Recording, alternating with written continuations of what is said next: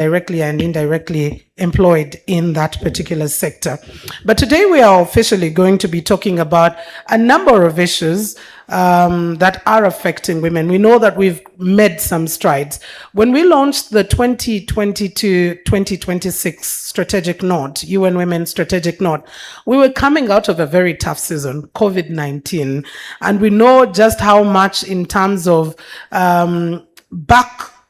backward stepping, I would say, the COVID-19 period brought to what? Even when it comes to the women's movement, the achievements that have been taken or that had been taken by then. But I want to believe that there have been a number of lessons that have been taken, and much later on, we'll be paying attention to those.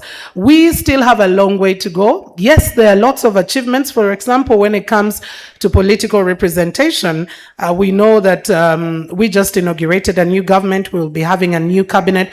But in the previous cabinet that we can say the outgoing cabinet, 45% of the ministers, cabinet ministers, were actually women, and I think that deserves a hand clap. The President of the Republic of Uganda did definitely realize just how important it is to have women, and about 48% of them were state ministers. Now, we also know that we are surpassing the Beijing protocol a little bit when it comes to women representation in public. We are beyond 30, about 30-something%. We'll be getting the actual numbers. But though, unfortunately, when we look back and say how many of those women in parliament, the percentages we are talking about, are actually on directly elected slots, direct seats. If it wasn't for the affirmative action slot for women, district woman member of parliament, we're just out of the election, and you can be able to listen to the stories the women told, trying to participate in the direct seats, and some of the stories very, very horrific. You don't want to be talking about them, and you ask yourself, in this day and age, we're still having people thinking that way. They're reminded, oh, your seat is the district woman member of parliament, not this particular one where we are. But we know that there are lessons that have been learned. There is a lot of achievement that has been taken over the years. But today we are here to recognize some of those challenges, recognize the lessons, and see how we get to move forward. But as we do, there is a small note on your tables. If you could pay attention to it, it looks just like this. And that is giving you a health and safety advisory or guidelines as we participate today. Like we said, we are on high alert for Ebola that is coming in from our neighboring countries, but the Ministry of Health in Uganda is doing all possible to ensure that that is exactly contained. So I just want to remind you that yes, we are warm people, we love to hug, we love to shake our hands, but let's remember that health first, yeah? So we are going back to factory reset, as we would say. You bump your elbow, or even a fist bump may not be very welcome as is right now. Let's just follow the health protocol. So just take some time as we go about and read that through. Without any further ado, ladies and gentlemen, allow me now invite for our opening remarks, and also we'll be setting the stage and giving us the protocol as is. Let me welcome the United Nations Women Country Representative, Dr. Paulina Chiwango. Let's give her a big round of applause, ladies and gentlemen.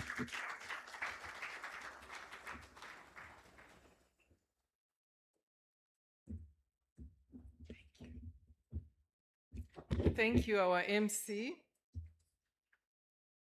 Permanent Secretary, Minister of Gender, Labor and Social Development, Mr. Aggrey David Chibenge, Permanent Secretary and Secretary of the Treasury, Minister of Finance, Planning and Economic Development. We were expecting him, but maybe in absentia, he might come later. Principal Judge, Uganda Judicial, Her Lordship Jane Adobo. Also, we are expecting her, but she's not yet in. Maybe she'll join us later. Deputy Head of Public Service for Coordination and Service Delivery, Office of the Prime Minister, Jane Kiarisha Mwesiga. We are expecting her. Probably she will join us later. the United Nations Coordinator, Mr. Leonard Zuru, Ambassador of Japan, Ambassador of Ethiopia Embassy, Ambassador of DRC, High Commissioner of Nigerian Embassy, representative from Austrian Embassy, representative from Somalia Embassy, representative from South Sudan Embassy, representative from South Africa Embassy, representative from Sudan Embassy. I've been told to set the protocol, so bear with me. I still have a list to go. Commissioner from the Ministry of Gender, representative from Ministry of Local Government, representative from UBOS, representative from ODPP, representative from police, representative from the judiciary, representative from the Ministry of Trade and Cooperatives. We have also Miss Tourism, UN colleagues. We have a representative from the RCO, inside there. We have representative from UNODC, country representative of UNFPA, country representative of UNICEF, country representative of FAO, representative from WHO, head of Entebbe Service Center, head of UNDSS. I know there are other colleagues from the UN who went to Sheraton. Jackie is on her way. There she is, yes. Other UN agencies, I don't know who, UNDP.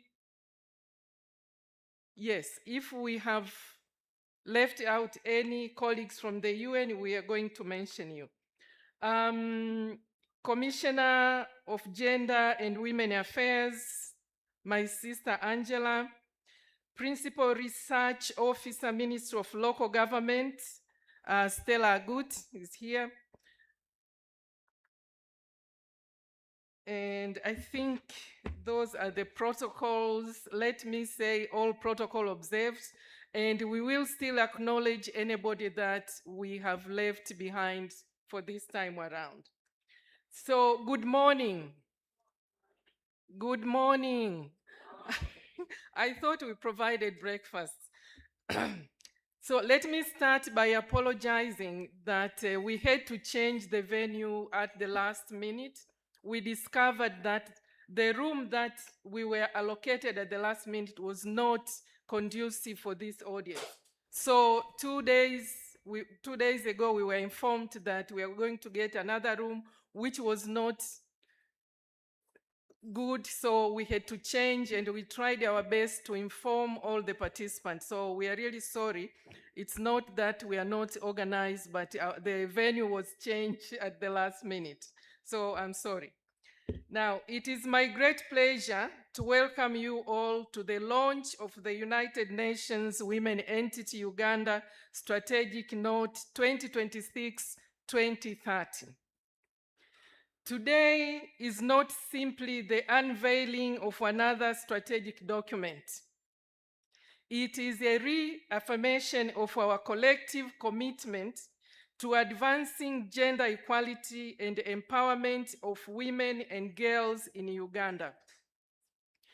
As you know, UN Women was created in 2010, and we started becoming operational here in Uganda since 2011, but before that, we had UNIFEM since 2006. So we had the transition in 2011. So therefore, we have, this is the third strategic note, if not the fourth.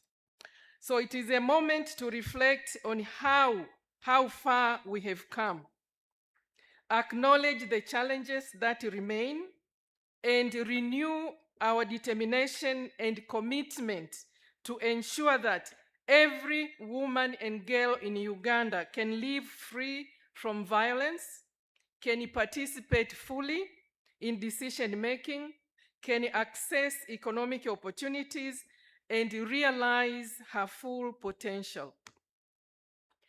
I would like to extend my sincere appreciation to the government of Uganda for continued leadership and partnership in advancing gender equality and women's empowerment. As UN Women, we have been working with most of the government line ministry. We, of course, we are working with the Minister of Gender, Minister of Defense, Minister of Interior, the Office of the Prime Minister. We are working also with the Office of the President, the Office of the First Lady. So we are working with all the ministry, government ministry here in Uganda, Minister of Finance. So we really appreciate the leadership and the good working relationship. Now, in a particular way, I would like to appreciate Ministry of Gender, Labor and Social Development for its stewardship and collaboration over the years. Our partnership with the Ministry of Gender have been sound, have been very healthy, have been very good. So we really appreciate. I also wish to recognize our development partners, the United Nations country team. We work very close with most of the UN agencies, our sister UNFPA, we work very close with UNICEF, FAO, and all other UN agencies, UNDP, we work very close together. So we do appreciate that partnership. Also, our civil society organizations. You know, the creation of UN Women owe very much to the civil society. Civil society organizations were behind the creation of UN Women. So our partnership with civil society is very good and we appreciate.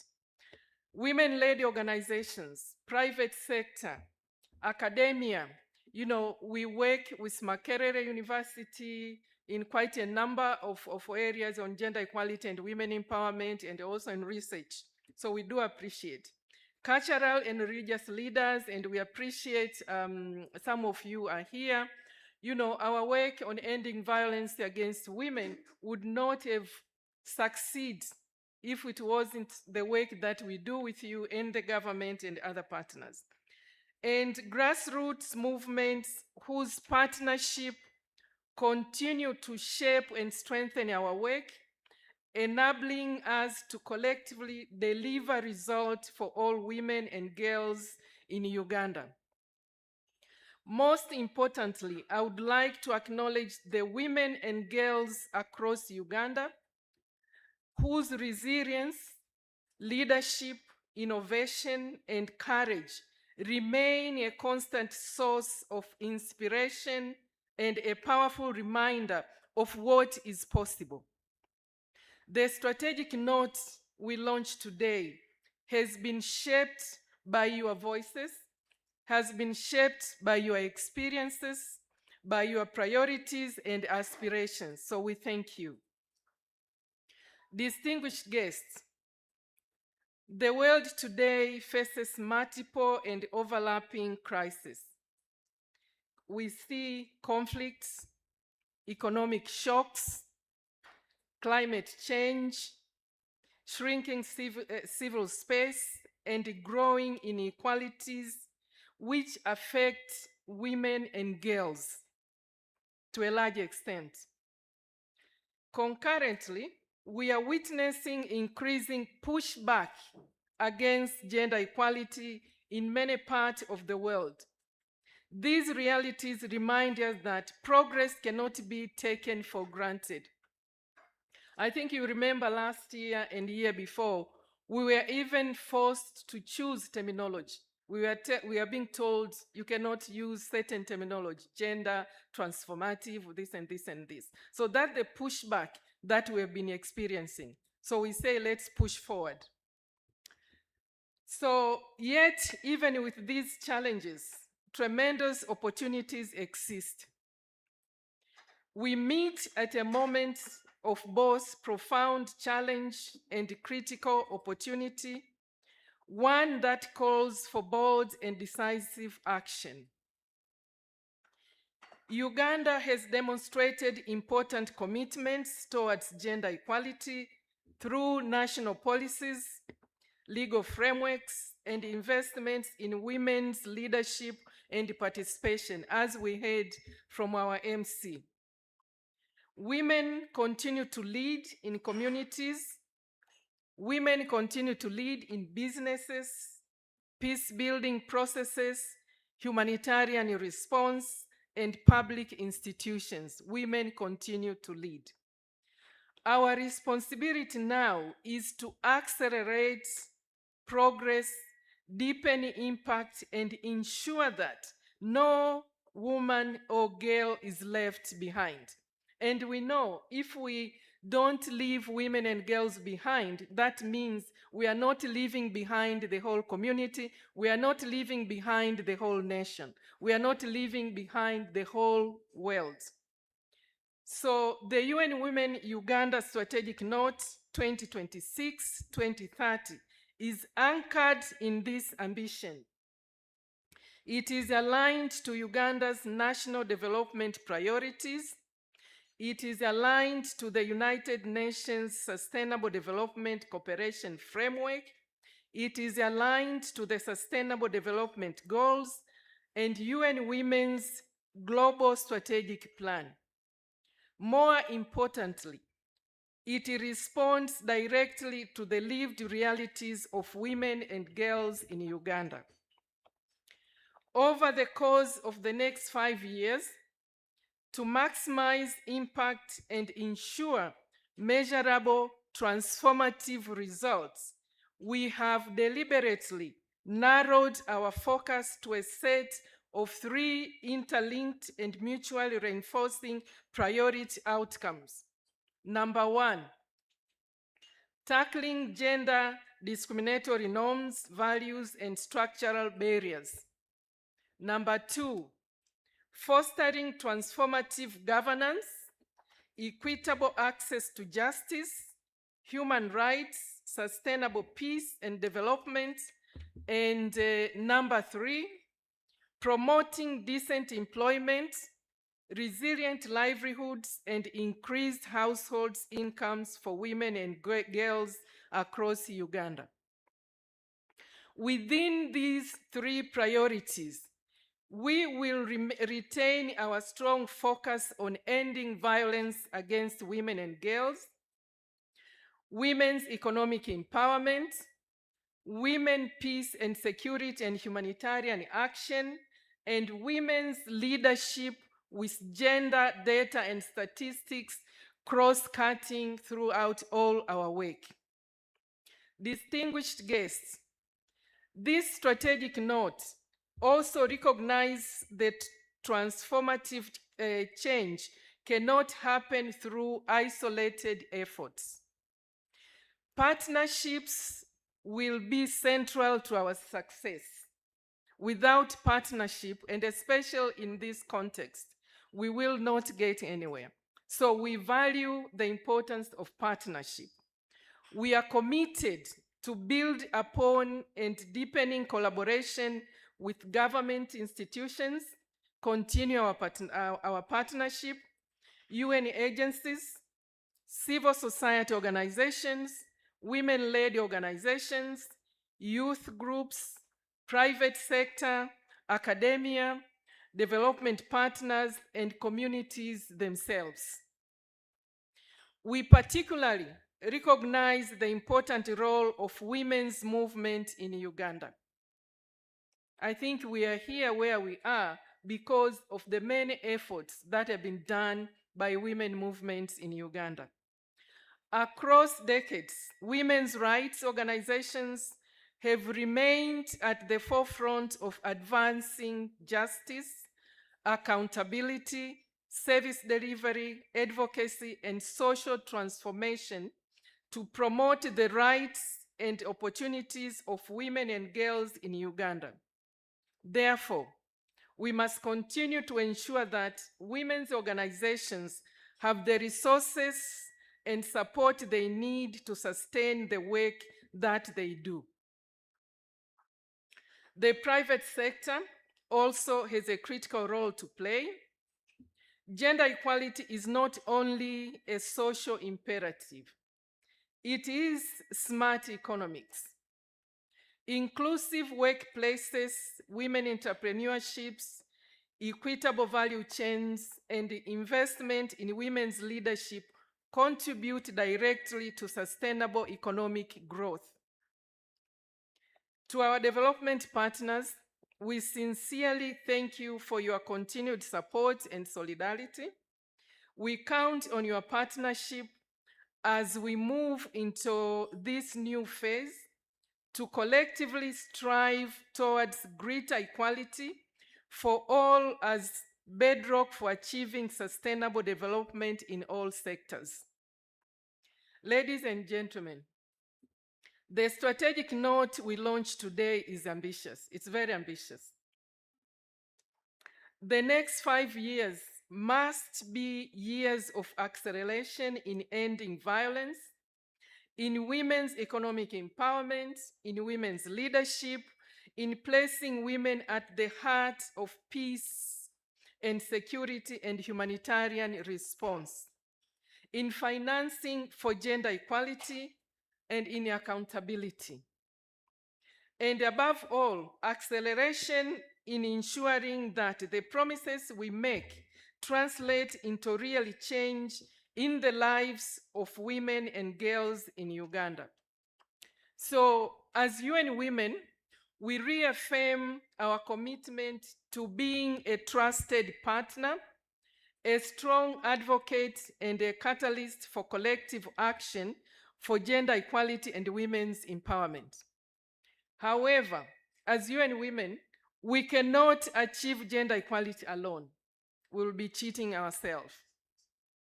This journey requires all of us: government, civil society, development partner, the private sector, the United Nations, sister agents, communities, men, boys, and women and girls themselves to work together.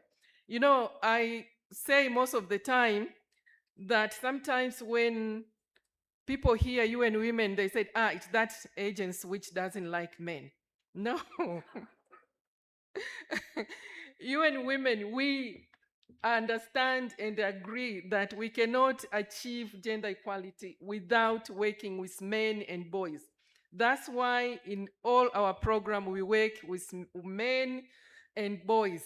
We have men champions like our RC here, and other men in the room. So today, therefore, I invite all of us not only to actively champion the implementation of these strategic blueprints, but also to take concrete action by investing decisively in women and girls, by protecting hard-won gains. We have gained a lot. So let's not agree to lose the gains that we have achieved. So before I conclude, I wish to express appreciation to all colleagues and partners who contributed to the development of this strategic note, and to all that have contributed to today's launch. We really thank you. Without you, we wouldn't be here. Let's clap for them. I also thank the women and communities featured in today's discussion. Your stories remind us why this work matters. Distinguished guests, the future we want is possible. A future where women and girls live in dignity, safety, equality, and opportunity. A future where gender equality is not an aspiration, but a lived reality. A future where no one is left behind. Let us work together with courage, solidarity, and renewed commitment to transforming the lives of women and girls in Uganda. Thank you. With that, I feel like dancing for all the women here. So please, Let's give what that song. Yeah, yeah. Yeah, yeah, yeah. That's where it Whoa. This is another love story. Yeah, yeah. Abakyala bayita bazira kuba be bakumira ebisinga. DJ, wait. There is no way doctor asks us to dance and we are clapping instead. So DJ is going to play that song again and we are all going to stand up and celebrate women and celebrate the gains so far as we look forward to gaining more. DJ, let's go again with that. Yeah, yeah. Yeah, yeah, yeah. Whoa. This is another love story. Yeah, yeah. Abakyala bayita bazira kuba be bakumira ebisinga. Bakuma ne basirika. Simbayita bazira, wamma muli bazira. Yeah, yeah. You are my heroes, yeah, yeah, yeah. Abakyala bayita bazira kuba be bakumira ebisinga. Be bakuma ne basirika. Please come out of your chairs and dance. Ladies, this is your day as well. Oh, yeah. They are my heroes, yeah, yeah. Ne bukya nti bamugobye n'ebbanga ly'abatamaze mu bufumbo. Munezadde bali mulesusa anti talinayo kika. Kyokka nga n'obudde buweddeyo abamulaba be batono. Bw'obeera oyo mwita otya? Yeah, oh, oh. Abakyala bayita bazira kuba be bakumira ebisinga. Be bakumira ebisinga. Bakuma be basirika. Kuba basirika. Simbayita bazira. Bazira. Yeah. They are my All right. heroes, yeah. Ebimumbira bamudongo. Thank you, DJ. You know, I normally say when you start music for women, and at such an event, we may not leave. We may stay here the whole day. But that's just to remind women that you're heroes. Whoever argues, you can argue with yourself. All right. Thank you very much, ladies and gentlemen. Thank you very much, Dr. Paulina. And like she clearly said, as we go forward, looking at all the achievements, looking at how far we want to move, partnerships are key. Just like the saying is, if you want to go fast, you go alone. But if you want to go far, you move together as a team. And that's the kind that we want to move with. Ladies and gentlemen, as we go about it, we were also joined by His Excellency Camelo Mwema Misi, who is the ambassador of the Embassy of the Republic of Equatorial Guinea. Thank you for coming through, Your Excellency.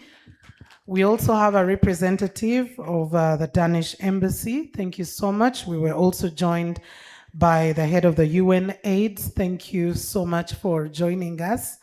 The Equal Opportunities Commission definitely is represented at the Office of the Prime Minister, as well as the Parliamentary Forum for Climate Change, together with so many other of our colleagues that I'll be mentioning at a later stage.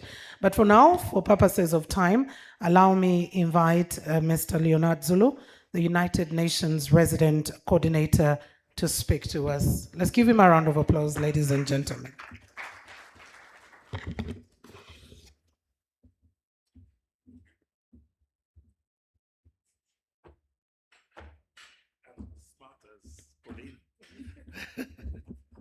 Yes, good morning. That was a good warm-up to relax us a bit. I stand on all protocols already established. My brother PS, Ministry of Gender, Labor and Social Development, ambassadors present, the country representative of UN Women, Paulina, who was here to start us off. That was very inspiring.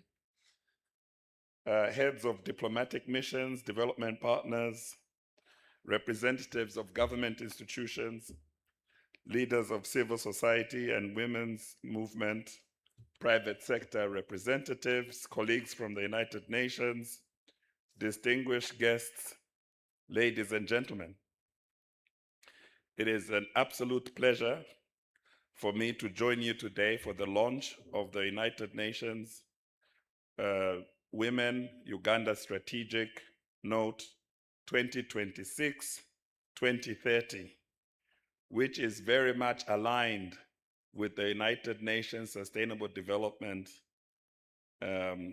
Cooperation Framework, also for the same period of time, 2026-2030. I would like to congratulate UN Women Uganda, under the leadership of the country representative, Paulina, for developing a strategic note that is ambitious, forward-looking, and grounded in the realities and aspirations of women and girls in Uganda. Today's launch comes at an important moment. Globally and nationally, we are navigating a rapidly changing environment shaped by economic uncertainties, climate pressures, humanitarian crisis, demographic shifts, and increasing inequalities, shrinking development resources, and growing social and political polarization. And we also heard about the pushbacks from Paulina. At the same time, the international development landscape is facing mounting pressures and recalibration, with growing pressure on institutions, partnerships, and financing models. These challenges affect everyone, but they do not affect everyone equally. Women and girls continue to bear a disproportionate burden of poverty, unpaid care work, violence, exclusion, and vulnerability to shocks. At the same time, we know that gender equality is one of the strongest drivers of sustainable development. No country can achieve inclusive growth, peace, resilience, or the sustainable development goals without the full participation, leadership, and empowerment of women and girls. That is why the United Nations remains firmly committed to supporting Uganda's efforts to advance gender equality and women's empowerment. As we look ahead to 2030, we must also recognize the urgency of the moment. The world is not currently on track to achieve gender equality by 2030. In fact, current global estimates suggest that at the current pace, it could take more than 130 years to achieve full gender equality globally. So we have to move faster, Paulina. Progress remains uneven, and in some areas we are witnessing pushbacks. This means we must act with greater urgency, greater innovation, and greater partnership. We must, number one, strengthen investment in gender-responsive programming. Number two, we must improve data and accountability. Number three, we must expand opportunities for women and young people. Number four, we must address violence and discrimination. Number five, we must invest in the care economy as a driver of inclusive growth and women's economic empowerment. Number six, we must ensure that humanitarian and development responses are gender responsive. And lastly, we must amplify the voices and leadership of women and girls in all spaces. The United Nations country team recognizes that gender equality is not a standalone issue. It is a foundational one that is important to every aspect of sustainable development and central to delivering on our commitment to leave no one behind across our sustainable development goals footprint. That is why gender equality must remain central across all sectors and institutions. UN Women plays a particularly important role within the UN system.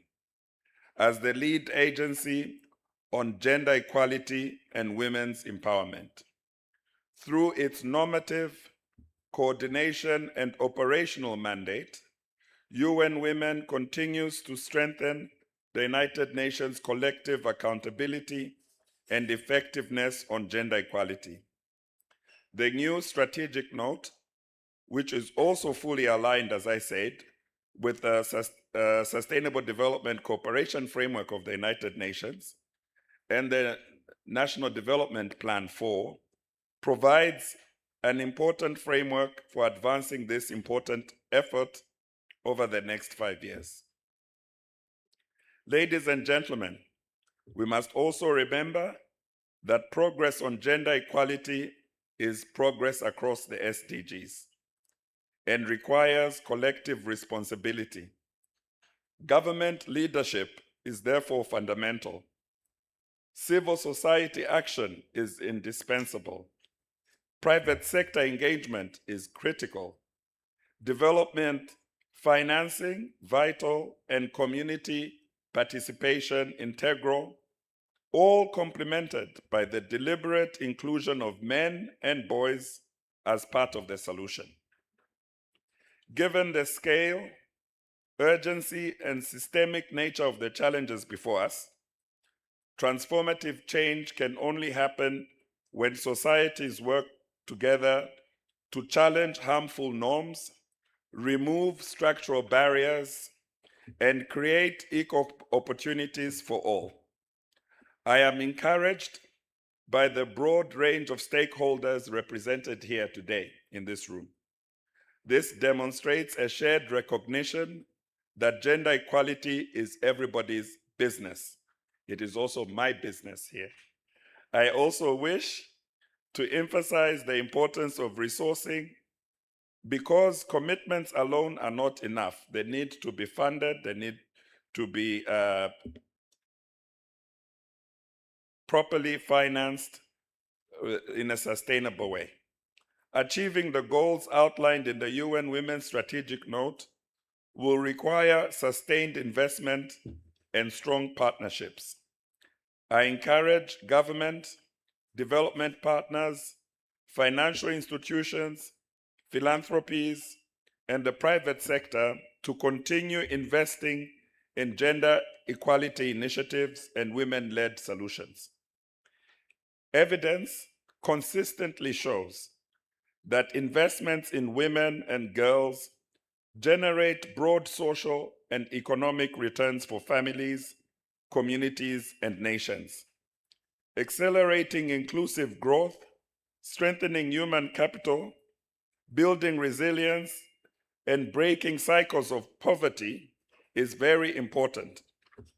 Ladies and gentlemen, the launch of this strategic note should not be viewed as the conclusion of a planning process.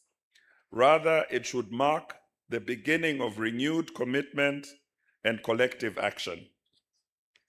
The true measure of success will be the tangible changes experienced by women and girls across Uganda over the next 5 years. Will fewer women experience violence? Will more women access meaningful economic opportunities? Will women have greater voice and influence in decision making?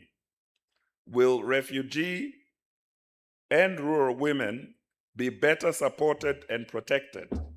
Will more girls stay in school? Will investments in the care economy improve equality and opportunity for women and girls? These are the questions we must ask ourselves every day. For these are the outcomes that matter. The United Nations remains committed to supporting Uganda in building a more inclusive, equitable, and resilient society, where women and girls can fully contribute to and benefit from development. Allow me to conclude by congratulating UN Women and all partners who have contributed to the development of this strategic note. I also thank the government of Uganda and all stakeholders for their continued partnership and leadership on gender equality and the empowerment of women and girls. Government plays a very important coordinating role. So let us all move forward together with the government with a shared sense of purpose and responsibility. Together, we can accelerate progress toward a future where gender equality and women's empowerment are fully realized for all women and girls in Uganda. I thank you very much. I don't have a song lined up, but I, I am here dancing on the podium in spirit with all of you. Thank you.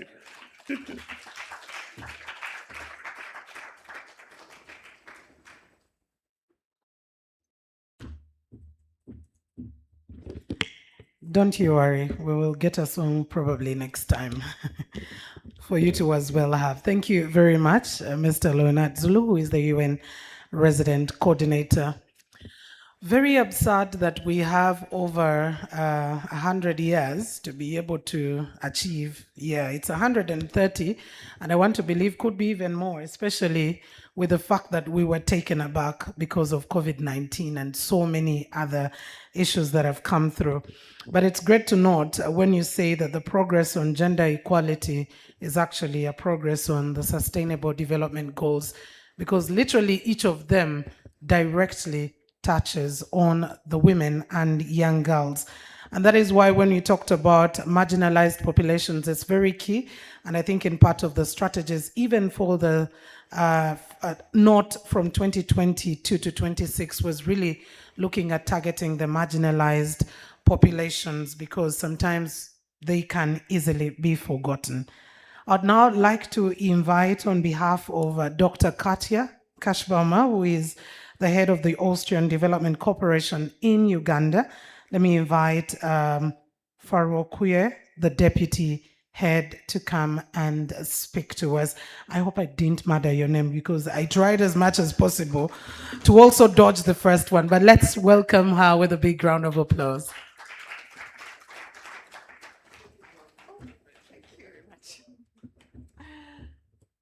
Good morning. Thank you very much, Mildred. Thank you very much for having us. Let me start with also greetings from Dr. Katja, who would have loved to be here as part of the launch, but as she is away, I'm representing her. My name is Beate Faroukwe. I'm the deputy head of the Austrian Embassy Development Corporation in Uganda. Having said that, let me also stand on the protocols which we are already established. Nevertheless, the Permanent Secretary of the Ministry of Gender, Labor and Social Development, Your Excellency, the Ambassador of Japan, the Ambassador of Ethiopia, DRC, High Commissioner of Nigeria, and the Ambassador of Equatorial Guinea, the UN Resident Coordinator, Dr. Paulina, and all the other leaders of UN entities, then the commissioner from the Ministry of Gender, Dr. Angela,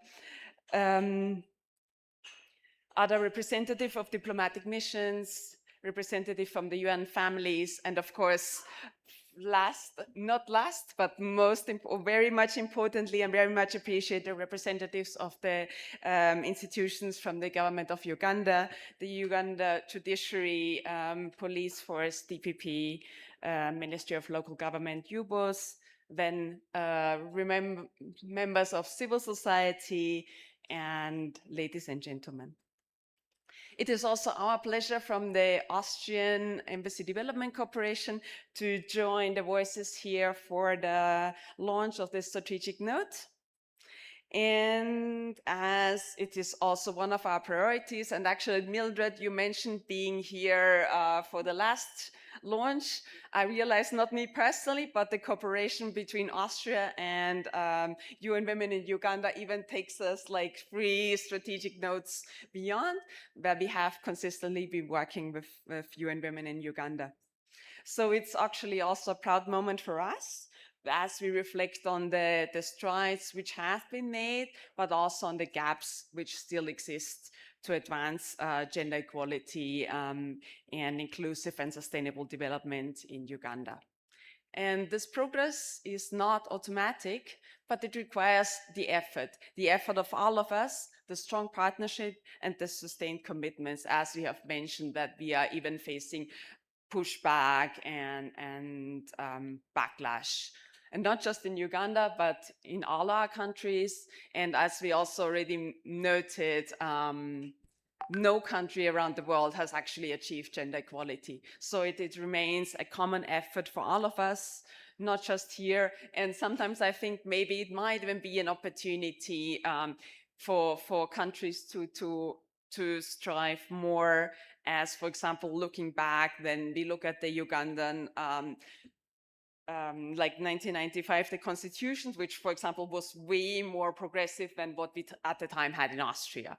So I think there's a great opportunity in alignment with the United Nations Sustainable Cooperation Framework, the Uganda National Development Plan 4, as well as the UN Women's Global Strategic Plan, to have a strong commitment towards coherence, national priorities, and long-term impact to work towards gender equality.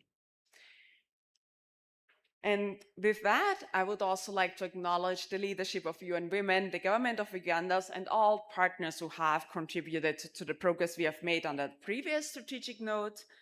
And these achievements really demonstrate the commitment and what is possible when institutions work together towards a common goal. As Austria, we really value our partnership with UN Women and with all strategic stakeholders working towards gender equality in Uganda. These partnerships are grounded in our shared values of respect for human rights, dignity, as well as inclusion. And the understanding that sustainable development and the progress of all cannot be achieved without addressing inequalities and without really striving towards leaving no one behind. We, as Austria, remain committed towards supporting efforts that strengthen inclusive governance, access to justice, and the protection of human rights. And our focus in Uganda is on strengthening public institutions, enhancing service delivery, particularly also for those survivors of gender-based violence, and expanding access to justice for those who are the most vulnerable and who may otherwise not be able to claim their rights. In this regard, this also aligns very strongly with the Austrian priorities, and the improvement of justice services is at the heart of our focus, as well as the minimizing discriminatory gender norms and structural barriers, which particularly affect women and girls when we are trying to access justice or even economic empowerment, or as well as working towards promoting peace and security, which is another of our focus areas, and long-term contribution and support to Uganda, where actually the Austrian contribution has been committed to Uganda and the progress made here. Therefore, we welcome the new or the continued focus areas in terms of gender transformative governance, access to justice, peace and security, as well as women's economic empowerment, the focus on resilient livelihoods. As we know, access to justice and women's empowerment can never be achieved without economic empowerment. And we also recognize the role of women in leadership to create sustainable change and development of all. Since we are still continue this work, gender equality continues to manifest in unequal access to opportunities, limited participation, and persistent barriers, both in access to justice as well as economic empowerment. And these challenges are deeply connected with social norms, institutional practices, and structural barriers which we need to address. Therefore, this needs a coordinated and comprehensive approach, and which addresses both the immediate needs of women, girls, as well as the underlying causes. And we have recognized that this strategic note actually supports such an integrated approach and provides a clear vision. And it also recognizes that transformation needs to be both systemic as well as inclusive. It needs to ensure that no one is left behind, particularly those who are most vulnerable and marginalized. What we also want to appreciate in this, that this strategic note is rooted in strong data, statistics, which is critical for evidence-based decision-making and essential for identifying gaps, to measure progress and to ensure accountability of our work. Also, the focus on gender-responsive climate actions reflects an understanding of challenges which are emerging, where we even today may not see the total wealth or focus which we'll actually need in the years moving forward.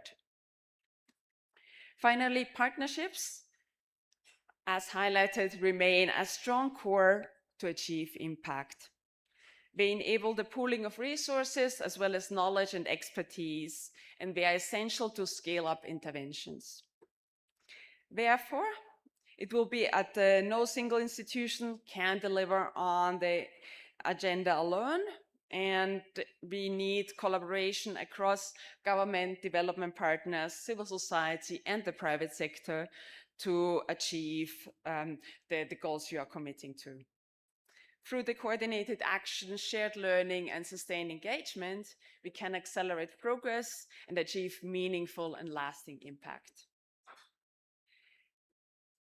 As we move forward, the focus must be on translating commitments into concrete actions to ensure that policies are actually funded and can be effectively implemented, that systems are strengthened for accountability and monitoring, that we actually ensure what we set out is actually translated on the goals we want to achieve and not only on the, let me say, Kampala level, but also really translates to the rural woman back in the village. It means that we remain responsive to emerging challenges, and there needs to be an adaptation possible to ensure relevance and impact. Therefore, the next 5 years present an important opportunity to build on progress made and to deepen efforts to advance gender equality in Uganda. In closing, once again, allow me to congratulate and to add to those voices to congratulate UN Women Uganda on the development and launch of this strategic note. As Austria, we are proud to stand alongside UN Women and the other partners to advance gender equality in Uganda and to empower women and girls, but also, as you have mentioned, to ensure that women and that men and boys are not left behind, and that we are actually working together and women and men are able to work together, that we feel we are contributing to the development of the country as we move forward. We look forward as Austria to the continued collaboration as UN Women is implementing the strategic note and to contribute to a more inclusive, equitable, and resilient future. Thank you very much. Oh, and unfortunately, I also didn't get the memo about the song. Next time. Thank you so much, the Austrian Development Corporation, and thank you for representing heavily Dr. Katia Kashbama. The song was played once, it will represent everyone else who is going to be speaking after that.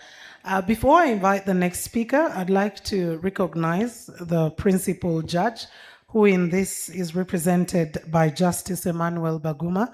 Thank you so much, as a judge in the criminal division. Thank you so much for making your time. We were also joined by the Deputy Head of Public Service, Jen Karisima Mwesigwa. Thank you so much, Madam, for sparing time to be with us. She will be speaking to us much later on. Also, I do have the Deputy Ambassador, Embassy of Algeria, who just joined us. Thank you so much, sir, for coming. And the Deputy Head of Office, Embassy of Austria, who also just joined us. I think they've just simply stepped out. I would now like to invite His Excellency Sasayama Takuya, who is the ambassador of Japan in Uganda. If I murdered your name, I plead guilty already. But thank you so much, sir. Let's give him a round of applause as he comes through.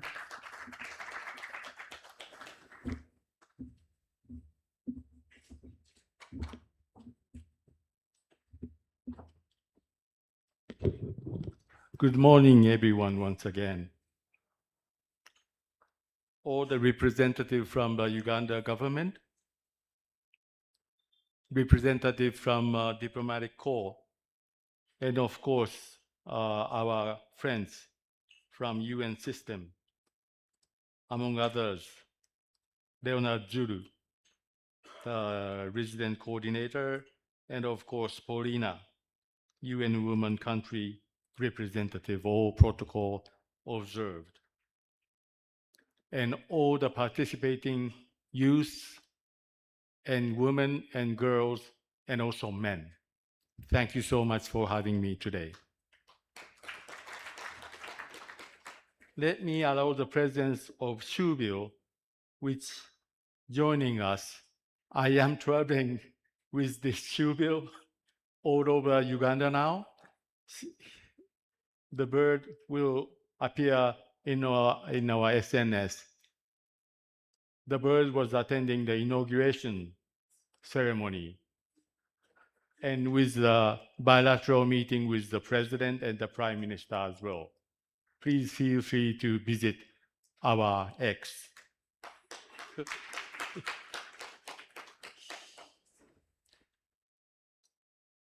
Well, thank you very much for inviting me to this important occasion, marking the launch of the UN Women Strategic Note for Uganda, 2026 to 2030. Japan, as a valued partner of UN Women, welcomes the strategic note, which emphasizes the humanitarian development peace nexus, as well as women, peace, and security. These areas closely align with Japan's long-standing commitment to human security. As highlighted in the strategic note, important lessons learned includes the need to prioritize marginalized populations, such as refugees, and the recognition of the inclusive intervention produce the most meaningful and measurable results. Particular attention to refugees and vulnerable women and girls reflects our shared commitment to leaving no one behind. Against this thinking, I visited Naki Valley Refugee Settlement this Monday, together with Paulina and other colleagues. There is something I noticed which I can share with you. Is one, there were so many participants in this project. Civil society, NGOs, UN system, and of course the local government, local populations, and recipient. They were working perfectly together. I noticed internationally there's some criticism against the UN system, saying not efficient, not sufficient. But I can tell you, UN is working very well. And they are working very hard.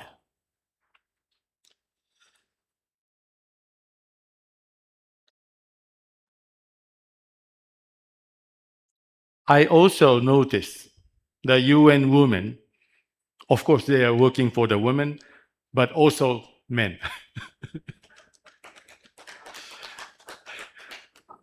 Well, I enjoyed the direct engagement with the recipient who received the vocational training. They are well motivated and willing to work harder. I was proud that Japanese private sector also trying hard. Even after the vocational training, they were connecting with, for example, the local gasoline station to have an actual experience of engineer or mechanician.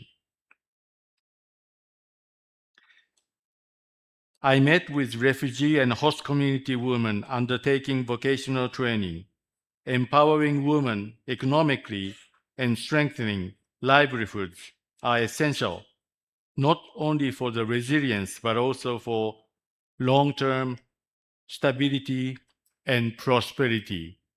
Not only Uganda needs, but also East African state and the entire Africa needs. We are living in a time when the world is undergoing the most significant structural changes since the post-war period, marked by shift in the balance of power, escalating conflicts and tensions, with the security environment becoming increasingly challenging. In this complex landscape, data-driven and evidence-based approaches recognized as a comparative advantage of UN women are also crucial. With the rapid development of social media and other communication platforms, we must remain vigilant against the spread of misinformation. It is essential that we seek accurate information and develop balanced understanding.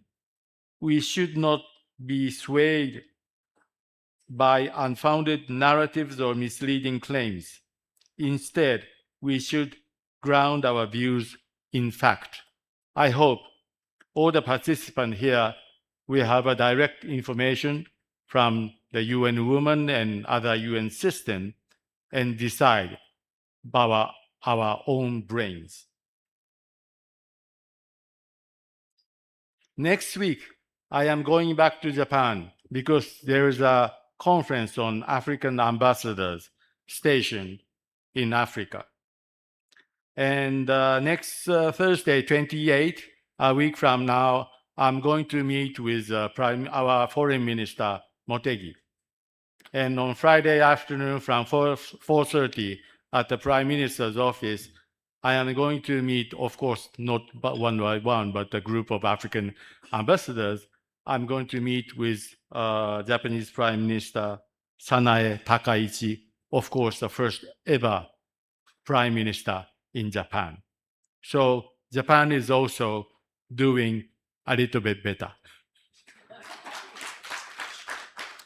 Japan remains committed to supporting UN Women's contributed effort to empower women and girls through sustained collaboration.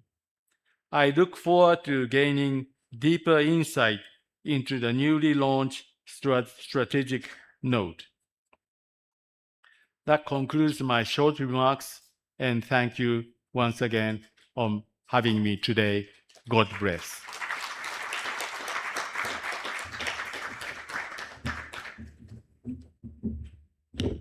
Thank you very much to the Ambassador of Japan in Uganda.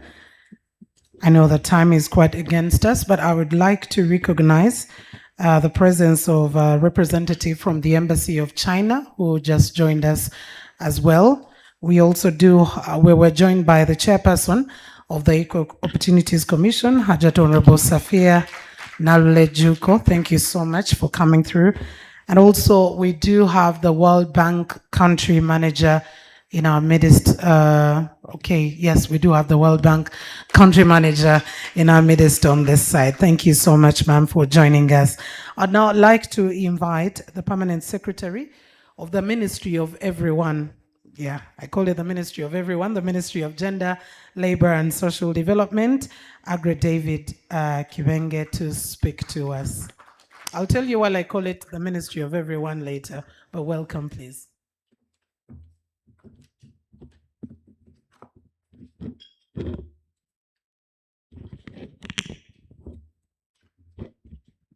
The protocol list has been increasing, but allow me in a very special way to welcome the Deputy Head of Public Service in charge of coordination and service delivery, Madam Jane Charisima Mwesiga,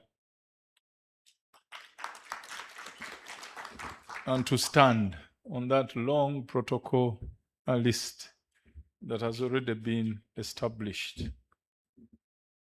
On behalf of the Ministry of Gender, Labor and Social Development, it is my distinct pleasure to warmly welcome you all to this important occasion, the launch of the UN Women Uganda Strategic Note for the period 2026 to 2030. I wish to thank UN Women for convening us today as stakeholders to witness the unveiling of this 5-year strategic note. Your presence demonstrates our collective commitment to advancing gender equality and the empowerment of women and girls in Uganda.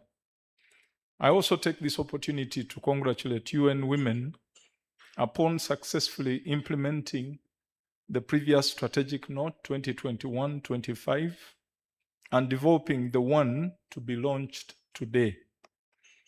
Today's event marks an important milestone in our continued partnership with the UN Women and in our shared journey towards achieving a Uganda where all women and girls fully enjoy their rights, participate equally in decision-making, and benefit equitably from national development.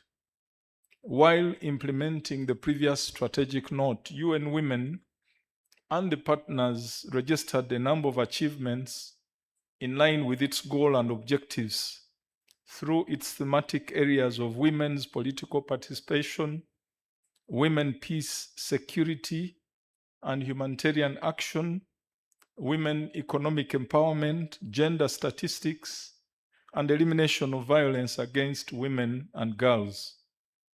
The progress registered in these areas has been facilitated by Uganda's commitment to gender equality as enshrined in the Convention on the Elimination of All Forms of Discrimination Against Women, the Beijing Platform for Action, the SDGs, and the African Union Agenda 2063, among others, and the enabling legal and policy environment, the 1995 Constitution of the Republic of Uganda.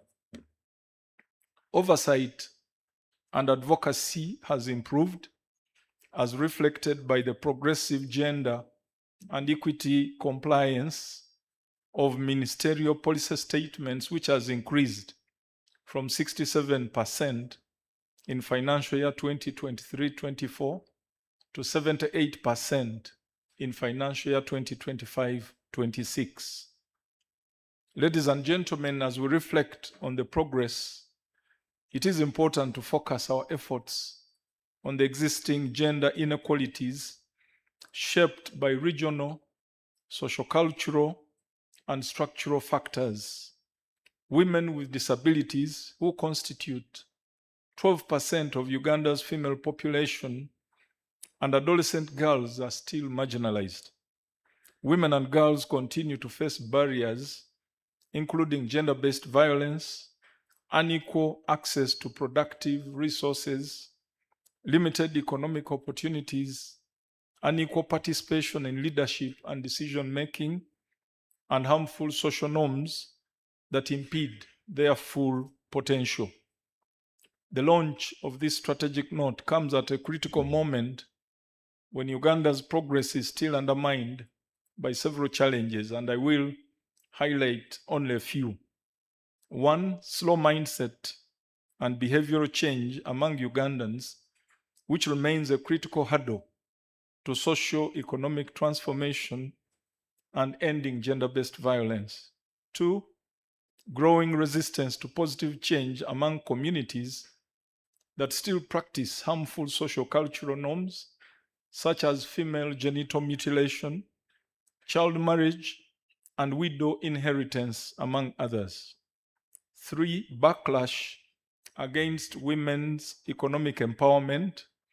The economic empowerment of women, while critical for combating poverty and reducing gender-based violence vulnerability, has triggered a backlash, intensifying violence as patriarchal systems resist shifts in gender power dynamics.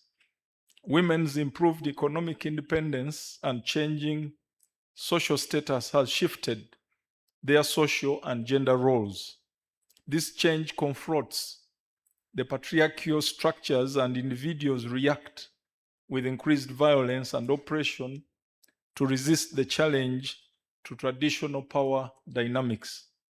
4, resource constraints and gaps in service provision. Ministry of Gender, Labour and Social Development welcomes the new strategic note 2026-2030. It's aligned to the objectives of the 4th National Development Plan, reinforces our collective ambition to accelerate progress towards gender equality, and it responds to some of the challenges that I have highlighted above. Government of Uganda remains fully committed to creating an enabling environment for the delivery of gender equality and empowerment of women and girls through robust laws, policies, and programs that continue to prioritize inclusive development that leaves no woman or girl behind. Ladies and gentlemen, achieving gender equality and empowerment of women requires a multi-sectoral approach. As government leads the gender equality agenda, we count on the strong partnerships with the United Nations, the development partners, civil society, the private sector, religious and cultural institutions, young people, men and boys, as allies and communities. We commit our total support to the implementation of the UN Women's Strategic Note 2026-2030 as a critical framework that aligns with Uganda's national priorities and women's empowerment. It is my honor, therefore, to once again congratulate UN Women and to reaffirm Ministry of Gender, Labour and Social Development's commitment and continued partnership for the next 5 years of implementation of the strategic note. I thank you for your kind attention and say all this for God and my country.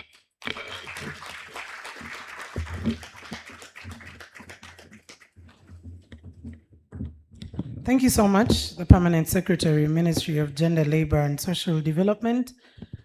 Gender, male, female, young, old, you belong to the ministry. So that's why I call it the ministry of everyone. You're working, you belong there. So I thank you so much, sir, for your kind remarks. Now, ladies and gentlemen, we'll be getting into the next phase of our program, and that is going to be looking at our panel conversation, looking back on the strategic note 2021 to 2025. But as we do that, we will not be able to break off entirely because we want to be able to save some time. So we are going to have some working tea. I am saying this while I request that our place will be set up and we are going to use a few minutes. Please feel free to pick a cup of tea and come back and get settled. We're going to have a working breakfast just so we can be able to save up on time because we've already been able to lose up a few more minutes into our program, and yet we have two other we have two particular panels that we will be paying attention to. But the first panel will be moderated by Robina Rubimbwa, the Executive Director, COACT. And of course, that will be looking back at the strategic note 2021-2025. And as we continue in our second panel discussion, much later on, it will be talking about partnerships for gender equality, looking at the opportunities under the new strategic note. Because as Dr. Paulina did clearly tell us, partnerships are very, very important if we are going to move forward, if we are going to be able to achieve what we need to achieve in this next phase of the strategic note. It's very important to be able to work together. It's very important to let aside all our peeps and everything, but ensuring that we're working for women, looking at the future of dignity, safety, equality, as well as opportunities for women, where we no longer look at women and girls in the agenda, but look at them as human beings just like everyone else. And we were also joined by His Excellency, the High Commissioner of the Republic of Kenya, as we were going with it. Thank you so much, sir, for joining us, Your Excellency. We also, in our midst, have a number of organizations. I may not be able to mention all of them at the same time, but also I know that when it comes to conversations around women empowerment, financing is a very important aspect, and we are delighted in our midst to have you, Will, Uganda Women. You will, thank you so much for being represented. You will, if you could just raise your hand to us. We do have Stanbic Bank amidst us. Stanbic Bank, thank you so much for making time. Yes, Stanbic Bank is at the back. We have GT Bank. We also have Equity Bank represented. And we also have Shed Uganda, Refugee Law Project, Care Uganda, Action Aid were represented here. Bidi Bidi Refugee Women's Organization, we were talking about marginalized groups. Refugees are part of that. So we have a representation of Bidi Bidi Refugee Women Organization. We have the Civil Society Budget Advocacy Group. I did see my brother, big brother, Mr. Julius Mukunda there. They always look at the money and how it's being split and the loose ends that need to be paid attention to. FIDA Uganda, when we talk about women's empowerment and protection of women's rights, there is no way we can fail to speak about FIDA Uganda. Wherever you are, the representation, thank you so much for making time.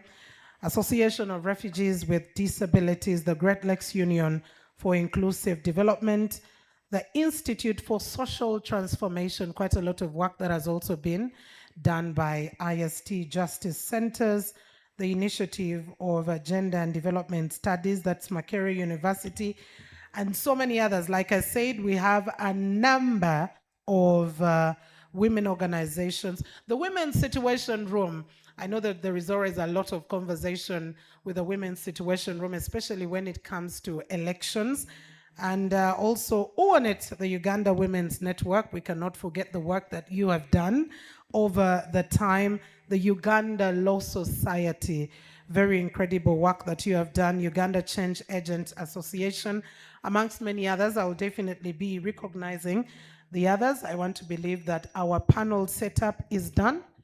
And because we may not want to take up a lot more time, allow me now invite our panel moderator, Madame Robina Rubimbwa, who is the Executive Director, COACT 1325. Let's give her a big round of applause. She will be introducing to us her panelists.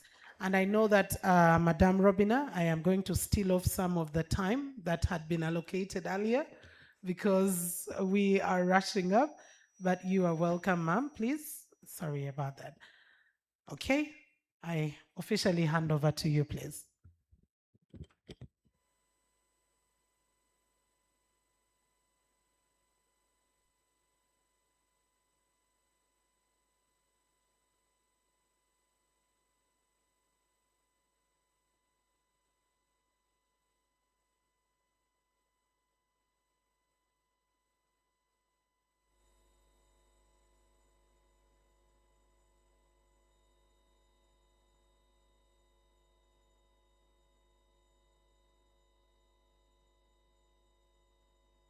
Check. Good morning, ladies and gentlemen. Thank you. That's better. My name is Robina Rubimbwa, Executive Director of the Coalition for Action on 1325, which is an alliance of women's peace-building organizations in Uganda. But I'm also a peace mediator, and I'm a peace builder. I'm happy to moderate this panel and happy to stand on the protocol already established by UN Women Country Rep. So welcome to this discussion as we reflect on UN Women's Strategic Note 2021 to 2025 and the impact that it has had on communities across Uganda and specifically women and girls.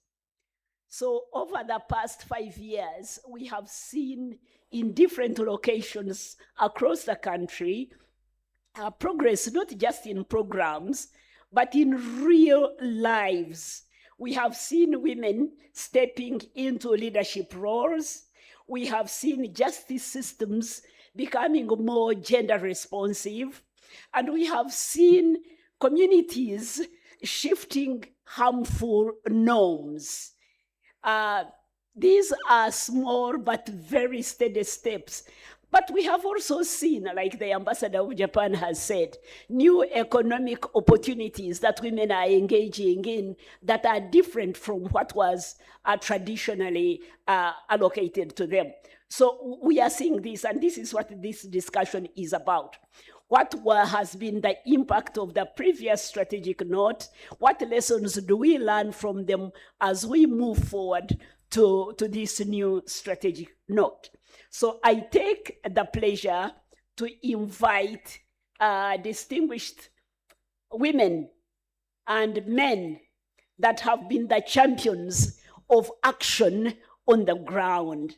I invite Rashida Adong, the Executive Director and founder member of Women Peace Initiative based in Lira. It's a grassroots feminist women's organization that focuses on promoting gender equality and women peace building across the Lango region. Welcome, Rashida. I take this opportunity to welcome Grace Neima Kemis from Bidibidi refugee settlement. She is a South Sudanese refugee who came to Uganda in 2016. In April 2024, she was elected the chairperson of the Refugee Welfare Committee 3, the highest leadership role in the committees for the Bidibidi settlement. She is the first woman to be elected in that position. Welcome, Neima. I welcome Samali Wakoli, Assistant Director of Public Prosecutions and the head of the Department of Gender, Children, and Sexual Offenses at the Office of the Director of Public Prosecutions. I welcome Anna Nekesa. Anna Nekesa, the chairperson of Women's Aquaculture Initiative in Bugiri. And finally, I welcome Mundie Nasuru. Mundie is a Sasa Together expert and community activist from Karusandra sub-county in Kasese district, leading men to end violence against women and girls. Welcome.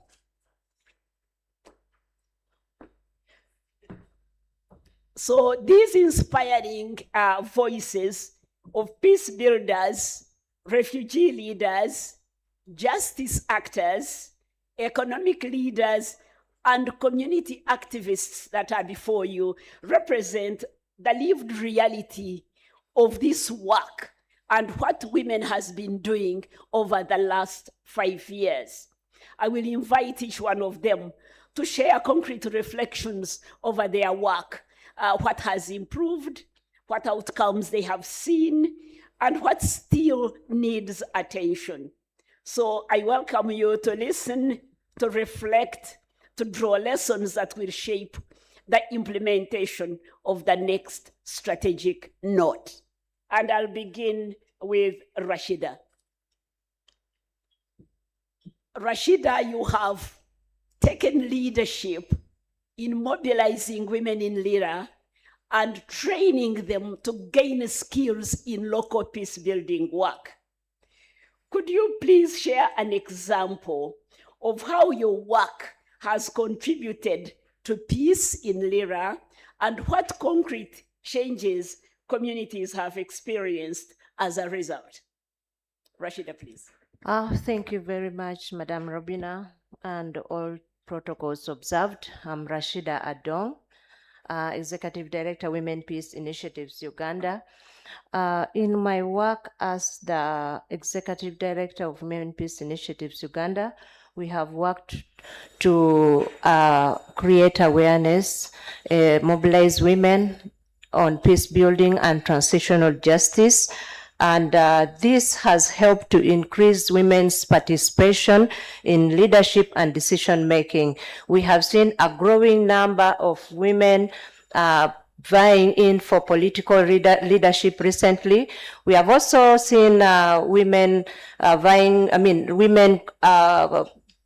filling the positions in the cultural and religious institutions. We have seen a growing number of women leading community initiatives, benefiting from the parish development models, leading the village savings and loan associations, and other circles. This, at this level, with their leadership, they are able to hold leaders accountable. That means increasing women's participation helps a lot. And women have also come into leadership with diverse perspectives, living, because they have lived these realities, they now cater for all walks of all kinds of, all categories of people, the children, the women, the persons with disability, the men, so they have everyone at heart. And so they are better placed because they go through this and they share these experiences, they have lived it, they are better placed now to even have better solutions to their own problems. Women have become more gender responsive in this case, and then their participations have helped to strengthen awareness of rights. In the past, women did not know how to differentiate between civil and criminal cases, but now the women who have benefited from peace building and transitional justice trainings can now differentiate. They know when a girl child is raped, it is a criminal case. They now know when it is a land matter, a land wrangle. They come in to mediate. They know it is a civil case. And moral and symbolic significance is that women have become change agents. It's no longer what the men used to do alone, but now the women have come in with their expertise, and this is challenging discriminatory beliefs that used to be. Thank you, Rashida. Thank you, Rashida. I'll get back to you. Oh, thank you. But we hear why it is important to have women participate in peace building processes and decision making processes to make decisions gender responsive and ensure that those that are vulnerable access services and are protected. But I wanted you to tell us what inspired your work in the first place. What made you a peace mediator? What drives what you do? Thank you, Madam Robina. What inspired me to become a peace mediator was my lived experience and the realities of my life. I was born, raised, and married in northern Uganda, and I have seen, witnessed, and experienced the Lord Resistance Army War, and this has driven me to even found this organization, the Women Peace Initiatives Uganda. By the time the war started in the LRA war began, I was about 18 years old. I witnessed the atrocities committed. I worked in the camp. On the day of, the following day after the Balonyo massacre, I actually went to the scene, saw dead bodies being eaten by dogs, saw bodies burning, hearts burning. So this inspired me to begin working as a peace mediator, and I love to see an end to this and non-reoccurrence. Thank you very much, Rashida. Thank you. These are the lived experiences that we talk about. When you go through those kinds of atrocities, you are not left the same. And we thank you for your drive to try to cause change. I will ask Grace Neima,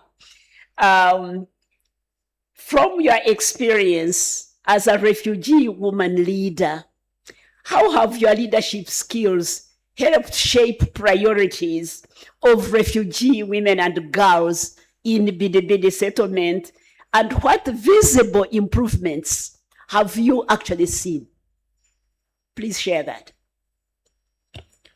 Okay, thank you. Protocol remain observed. I remain Nema Grace Kamis. The skills that help the refugees, women, who has inspired me is, you know, Bidibidi is the largest settlement, and with a very big population, and in the leadership structures, men are the one owning the positions and women are left behind. And with the mindset or the cultural norms that we happen to come with in Uganda, that women are not supposed to talk in front of the public, and women are not supposed to stand and start discussing. So what inspired me, I have to stood up and contest for the position, and with the around 5 men, and I actually made this to go through after having series of training in leadership through UN Women. They have supported refugee law project, and with all the skills that I have to make sure that I have to secure position for women. And with all this, I wanted to tell the room that right now, women know their rights, and the girls know what they are supposed to do. And the girl child education we are promoting. Personally, me, myself, I am promoting that, and I'm also involving myself in mediating peace conflicts within the local community, even the issues of the land wrangling in the settlement. You may see that the issue of land is really a serious case, and due to the recategorization on ground, that land is not enough, and there is the issue of land wrangling between the host community and the refugees. So I have to chip in as a leader and mediate these cases and bring other stakeholders like OPM, UN Shara, even the local government, so that we sit together and we harmonize. Even the leadership of the sub-county, so that we come together and we harmonize on that. And the heads that have taken the leadership, and the cultural barriers, at least it is reducing now. The cultural barrier that I've talked about it before, it is reducing. Now parents are sending their girl child to school to study. Even some of them, when I move forward, they keep on pointing my back that I wanted to be like Nema. I have to go to school, and even the parents, they have gotten that positive initiative of keeping girl child in school. Thank you, Neema. Thank you, Neema. I'll come back to you. But this is, she has become a role model. I don't know how many of you have been a refugee. I have, and I know what it means when you arrive. You know, it takes you a long time to settle down and begin to appreciate where you are and to begin again. But with the training that she received, she is doing incredible work and causing change in community. We are proud of you, Neema. I'll now go to Nasuru. Sasa together. Could you share with us what key behaviors and attitudes that you have seen change among men, among women, among boys and the youth as a result of Sasa Together? Thank you so much. Modenye Nasur is my name, and a community activist, Kasese. I'm very privileged and happy to be part of this conference, and I appreciate for the invitation. First of all, I will thank His Excellency the President, who also laid strategies and emphasized the fight of violence against women and girls by saying that we must educate the people on the dangers of violence against women. Kofi Annan, whom we also know as the 7th UN Secretary, who also was a champion of the same, who said that violence against women is perhaps the most shameful human rights violation. And the changes today, open discussion of issues against violence of women and girls. In the previous, women could get challenges of discussing openly violence against them. But today, they can ably. And we thank UN Women for having came in and selected those problematic districts where Kasese is part. And there is this positive change. In the previous, it could be a family matter where a woman could not come out. You just see a woman quitting the family, disappearing, abandoning the family, leaving the children suffering. But today, I'm happy to inform you that at 60%, at least, men can openly raise their violence, their cases in line with violence. The other thing, the other point is men have changed positively. In Hima, Town Council Kasese District, there was an LOC1 chairperson who was a drunkard, and he had tortured really his wife. But recently we had a meeting, and he confessed how an activist had visited him, and they shared at personal level, and the woman who had lost weight justified that today she looked at someone who had packed even a vehicle because he had now gained weight, and she had peace in her home because there was a changed attitude by the woman, the husband rather. Today, in my district, Kasese, men could not help their wives in most of the domestic work. A woman could go with the husband in the garden. This husband could come without not helping the wife to carry either the child or firewood or a hoe. But today there is cooperation. There is power balance. I gave you an example. One of the man in Kasese, in Karusandara, where I come from. This man, we all knew that this man is complicated. He could not help, very tough, very provoking, and that is the emotional violence.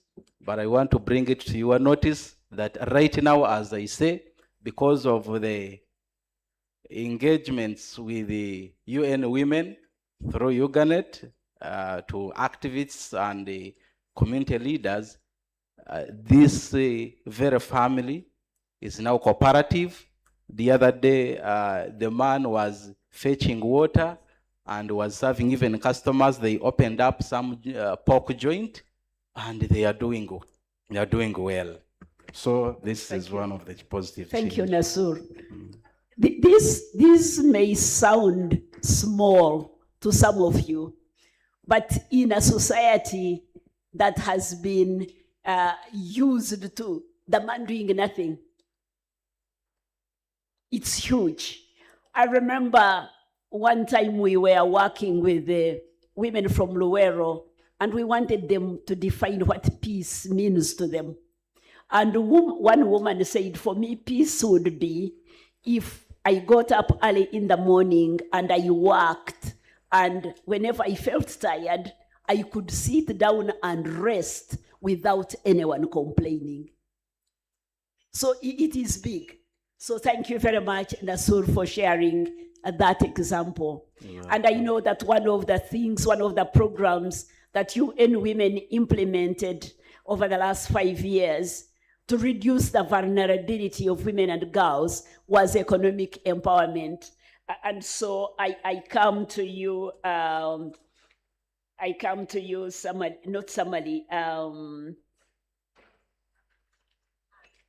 yes, Anne from Bujiri. You are the chairperson of a unique initiative that has been training women in fish farming over the last 5 years.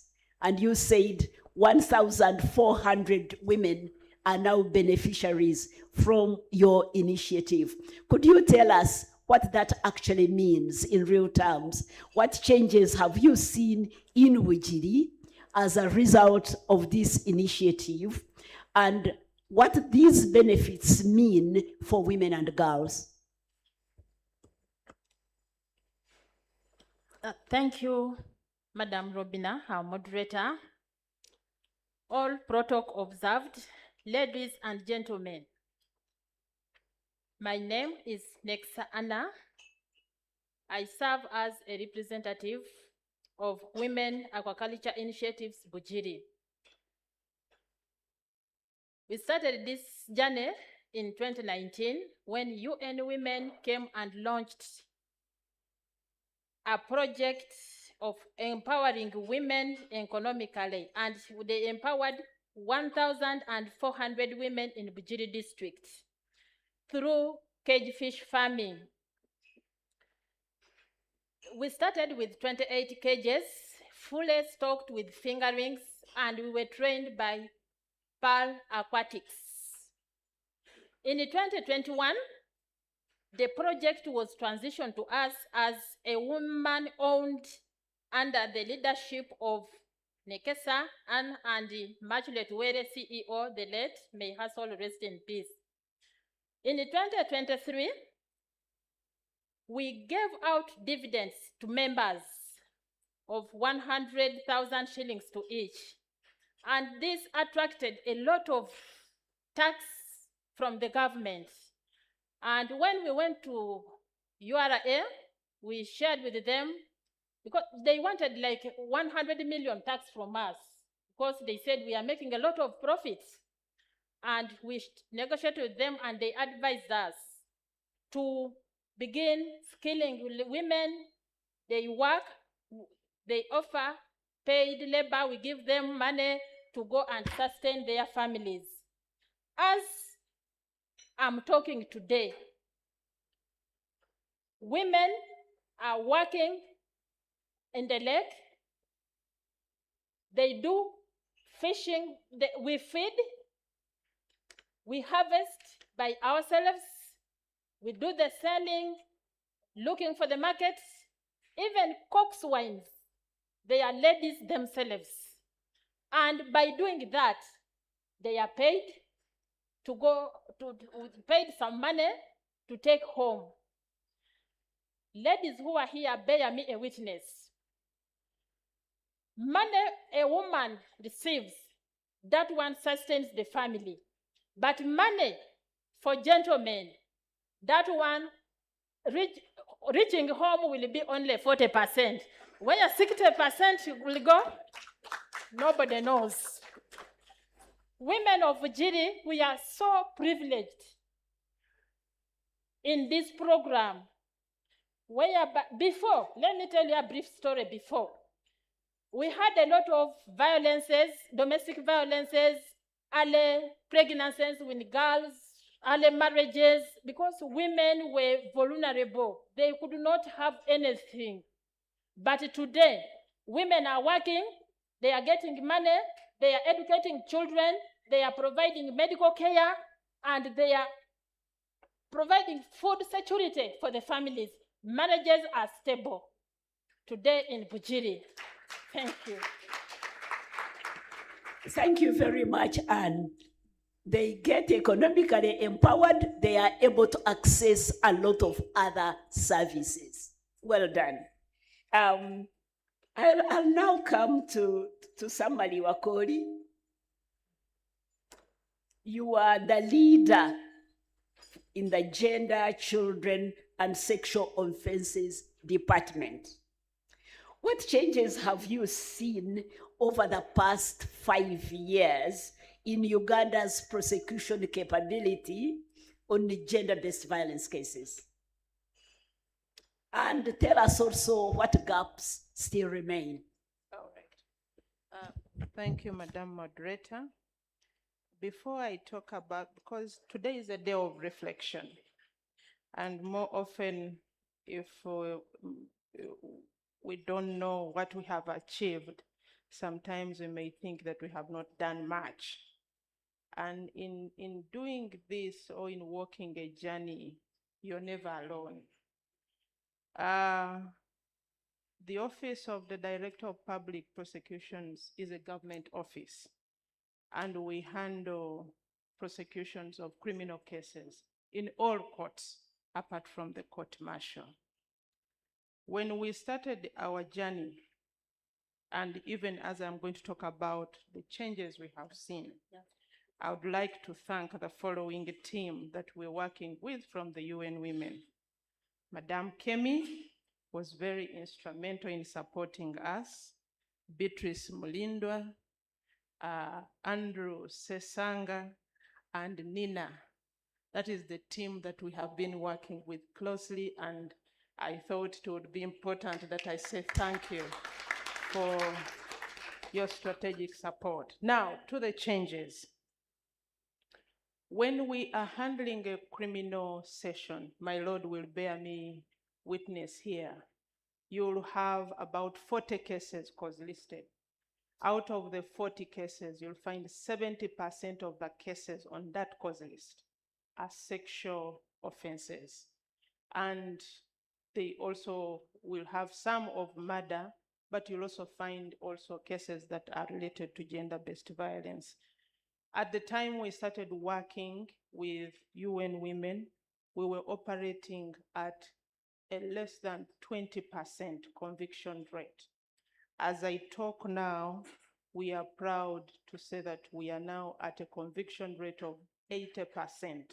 And those are people who have been held accountable and are serving sentences. In terms of handling cases, we would go to a session and many of the cases would get dismissed Right now, having case dismissals is very, very minimal because we are no longer handling cases as to whom it may concern. We have been trained and we have special focus in handling these cases. We are focusing on victim-centered approaches. We are looking at expeditious handling of cases because once a case lays in the system, it also gets lost in the system, and then also victims lose support. Then we have also developed special protocols that we worked with UN Women. We developed handbooks, researched materials that we are using as reference materials even when we go to court. And then it helped us also understand that in working on cases of this category, you can't work alone. So we have now formed a very strong team that is connected from investigation, prosecution to court. And we have focal persons at each of those centers. That used not to be there before. And now this has helped us in monitoring progress and ensuring that cases are fast-tracked and none of the cases are missed. Even when it comes to mere exercises like cause listing cases, we do joint cause listing. In cases of gender-based violence, it is either the perpetrator or the victim. So getting eyewitnesses is a problem.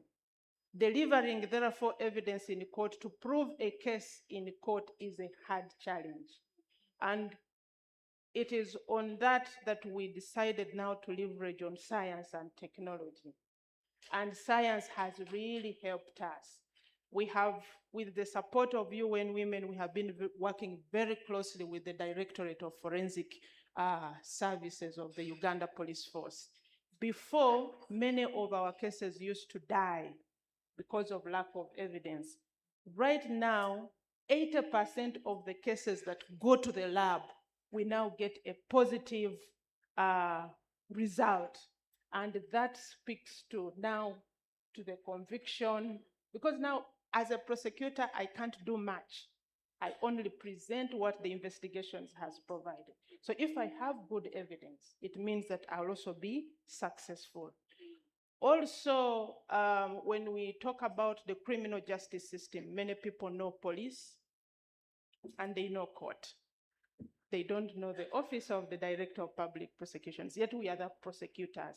So with UN Women, we embarked on, during the last time that we're working, we embarked on a robust system to inform the public of what the prosecution's office does and what our role is in prosecutions. And we deliberately decided to do that, one, to improve on victim participation in the criminal justice system. People report and don't want to follow up cases. Right now, cases are successful because we have now registered improved reporting, we have improved follow-up, and people even come to court. They even hear an announcement on radio, we are going to handle a session, and they come, and therefore they are aware of their cases. So a lot can be said, but in summary. Could you share from what you see now, any trends or forms of violence that you see that stakeholders in the room should be alert to in the next 5 years? True. Now, when we started off, and incidentally, most people now, we know that when, I'll give a typical example of a sexual offense. When we were dealing with offenses of defilement, it would be a man having basically sexual intercourse with a woman.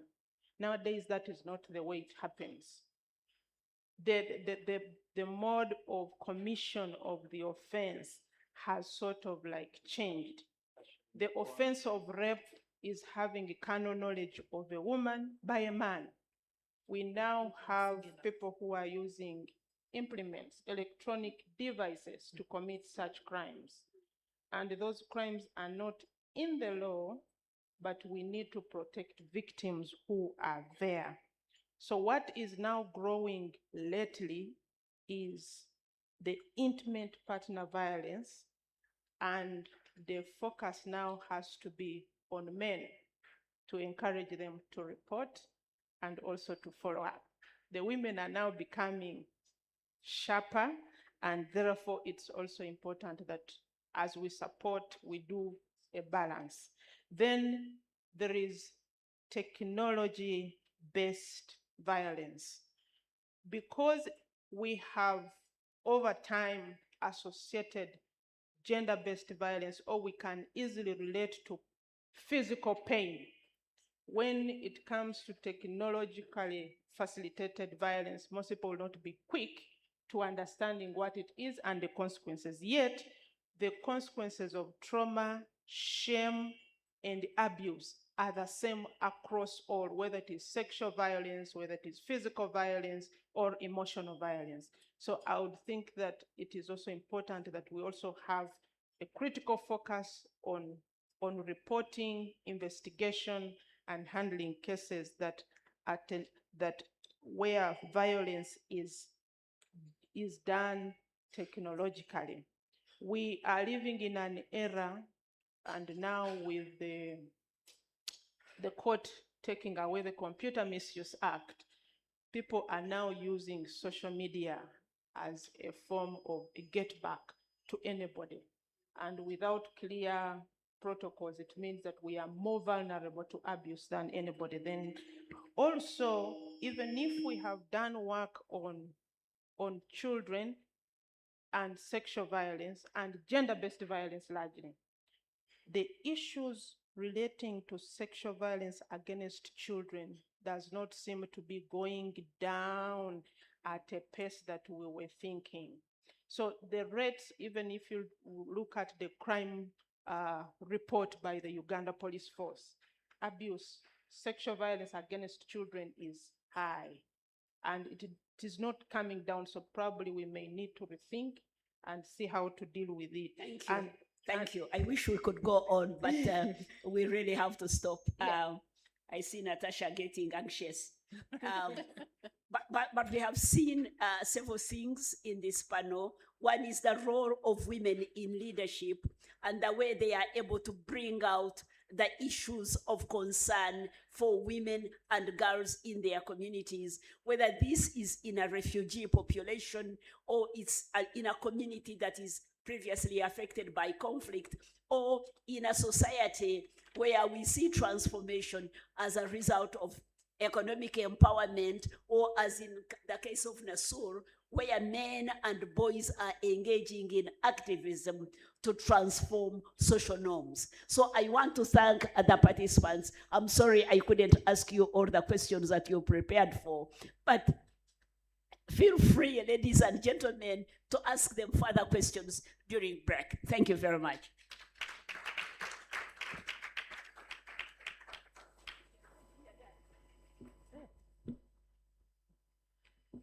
The time was short.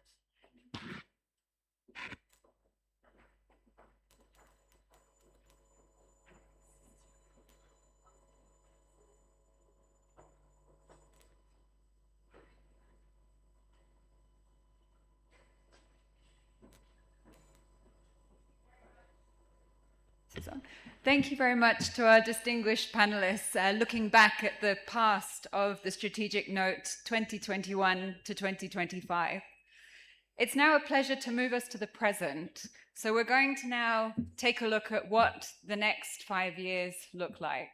So it's my honor and privilege to invite Adikemi Ndieli, our Deputy Country Representative of UN Women Uganda, to present to us what the next 5 years will look like. Welcome, Kemi.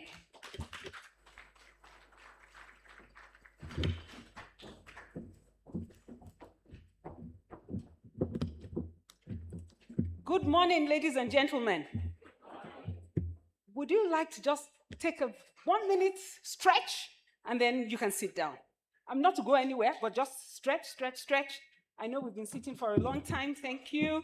Your Excellencies, ladies and gentlemen, as you stretch, I am building on Paulina's protocols and will be presenting our Strategic Note 2022 to 25. Thank you very much. Please take your seats. My name is Adikemi Ndieli. I am the Deputy Country Representative for UN Women, And it is a pleasure. I think I need to turn this a bit.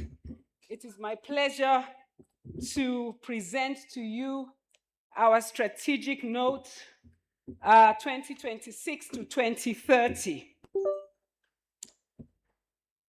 This strategic note represents the collective vision of advancing gender equality and the empowerment of women in Uganda over the next 5 years.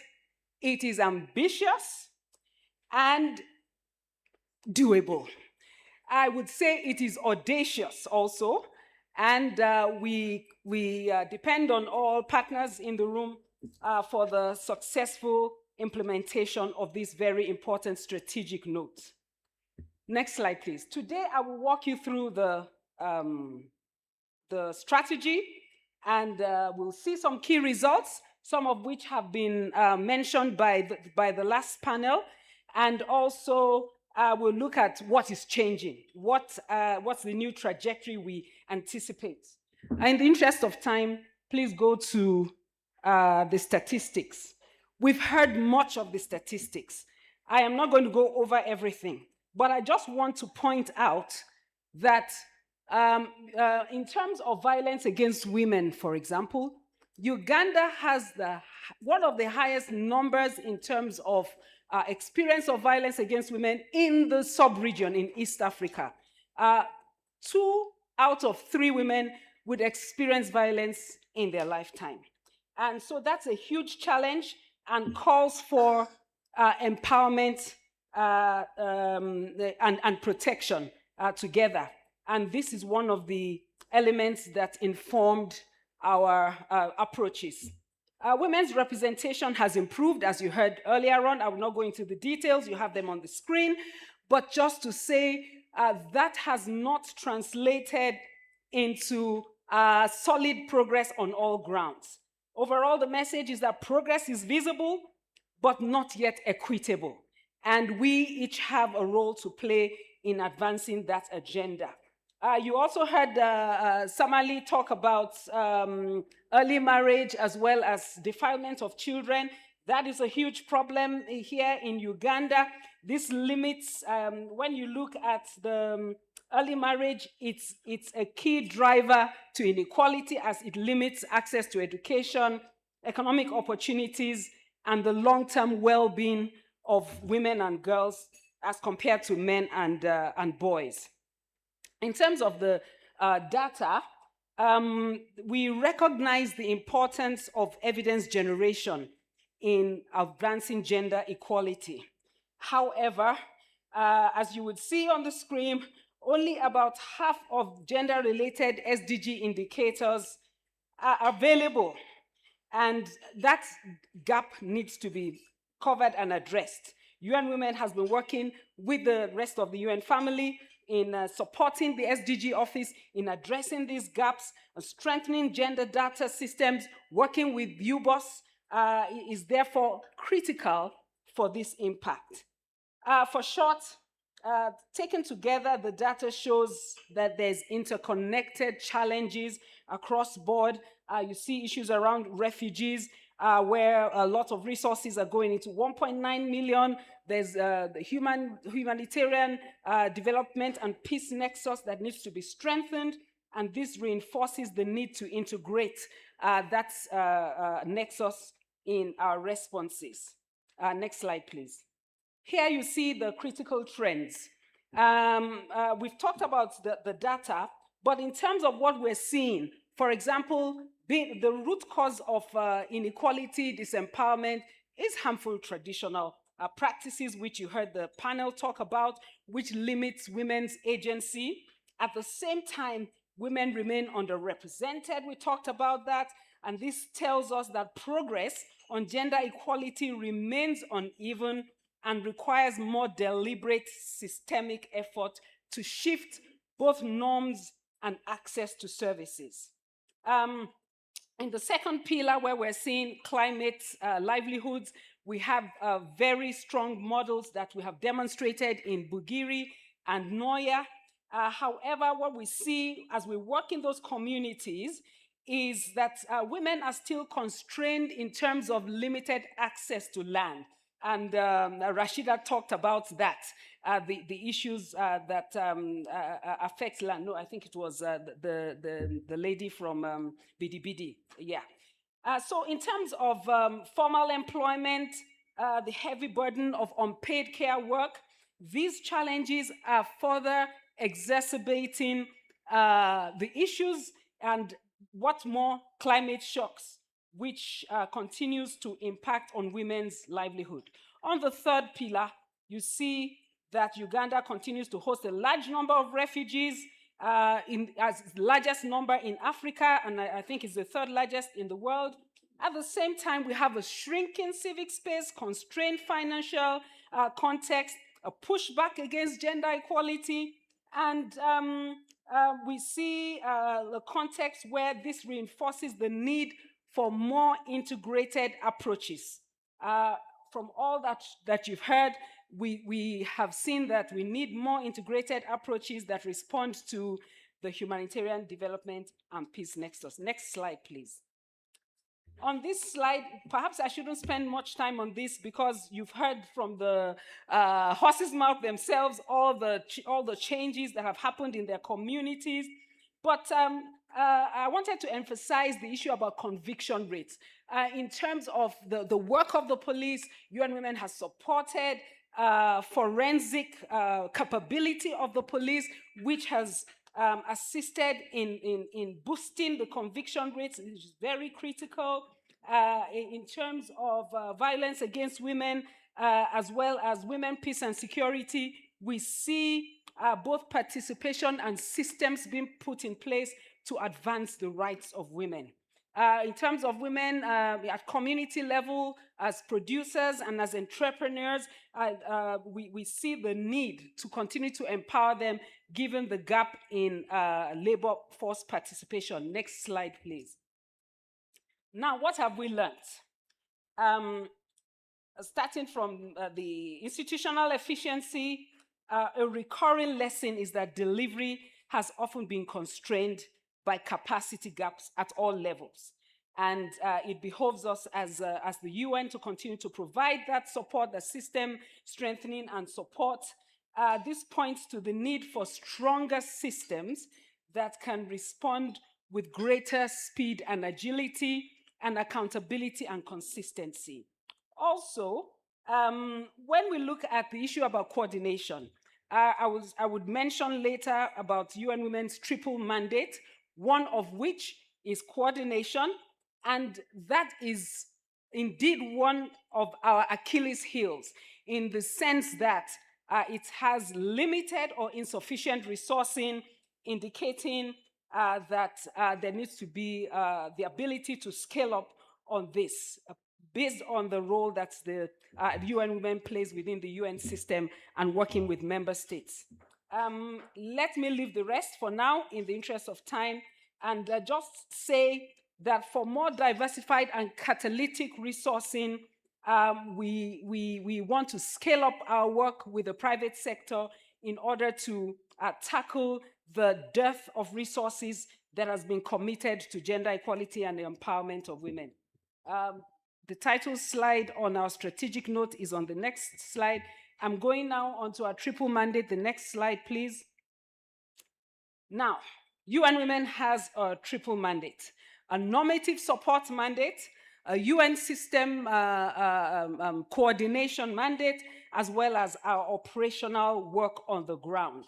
This triple mandate is made up of intersecting and overlapping and mutually reinforcing pillars that ensure that we don't not just only program, but we're also a driver of system change and transformation. For our normative mandate, we shape global norms and standards, and this includes working with member states to adopt and implement gender equality frameworks. This is a very important part of the mandate of UN Women, given the fact that these are the global norms that are translated into action on the ground when you look at the UN system coordination and our operational work. Secondly, Coordination of gender equality across the UN system is critical, and we also work with member states to ensure that coordination within MDAs is effective. And so increasingly the expectation is that this coordination mandate drives measurable change. However, there are always limited resources here. And then finally, our operational mandate that looks at programs that these our participants have spoken about.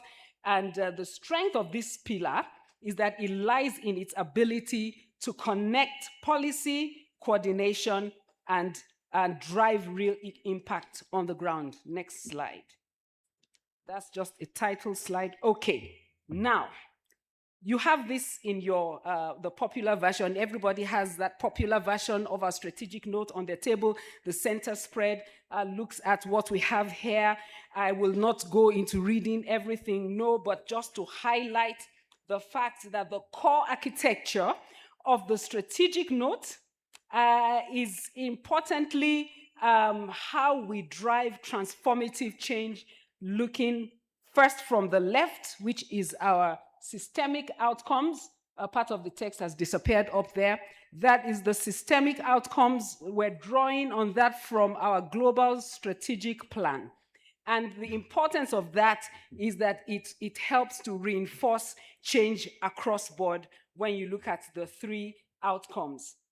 For example, women's economic empowerment is not only about livelihoods, it also requires supportive laws and policies and that make institutions accountable, access to finance and technology. Then we have social norms within that context and the voice and agency of women. This is what we call a transformative approach, which informs all of the work of UN Women on the ground. You will also see that we have the critical cross-cutting enablers at the base, which forms the substratum of our strategic note. The gender statistics, I had spoken about that earlier on, partnerships, climate action and blue economies, and the normative mandate we are mainstreaming across everything that we do. Next slide, please.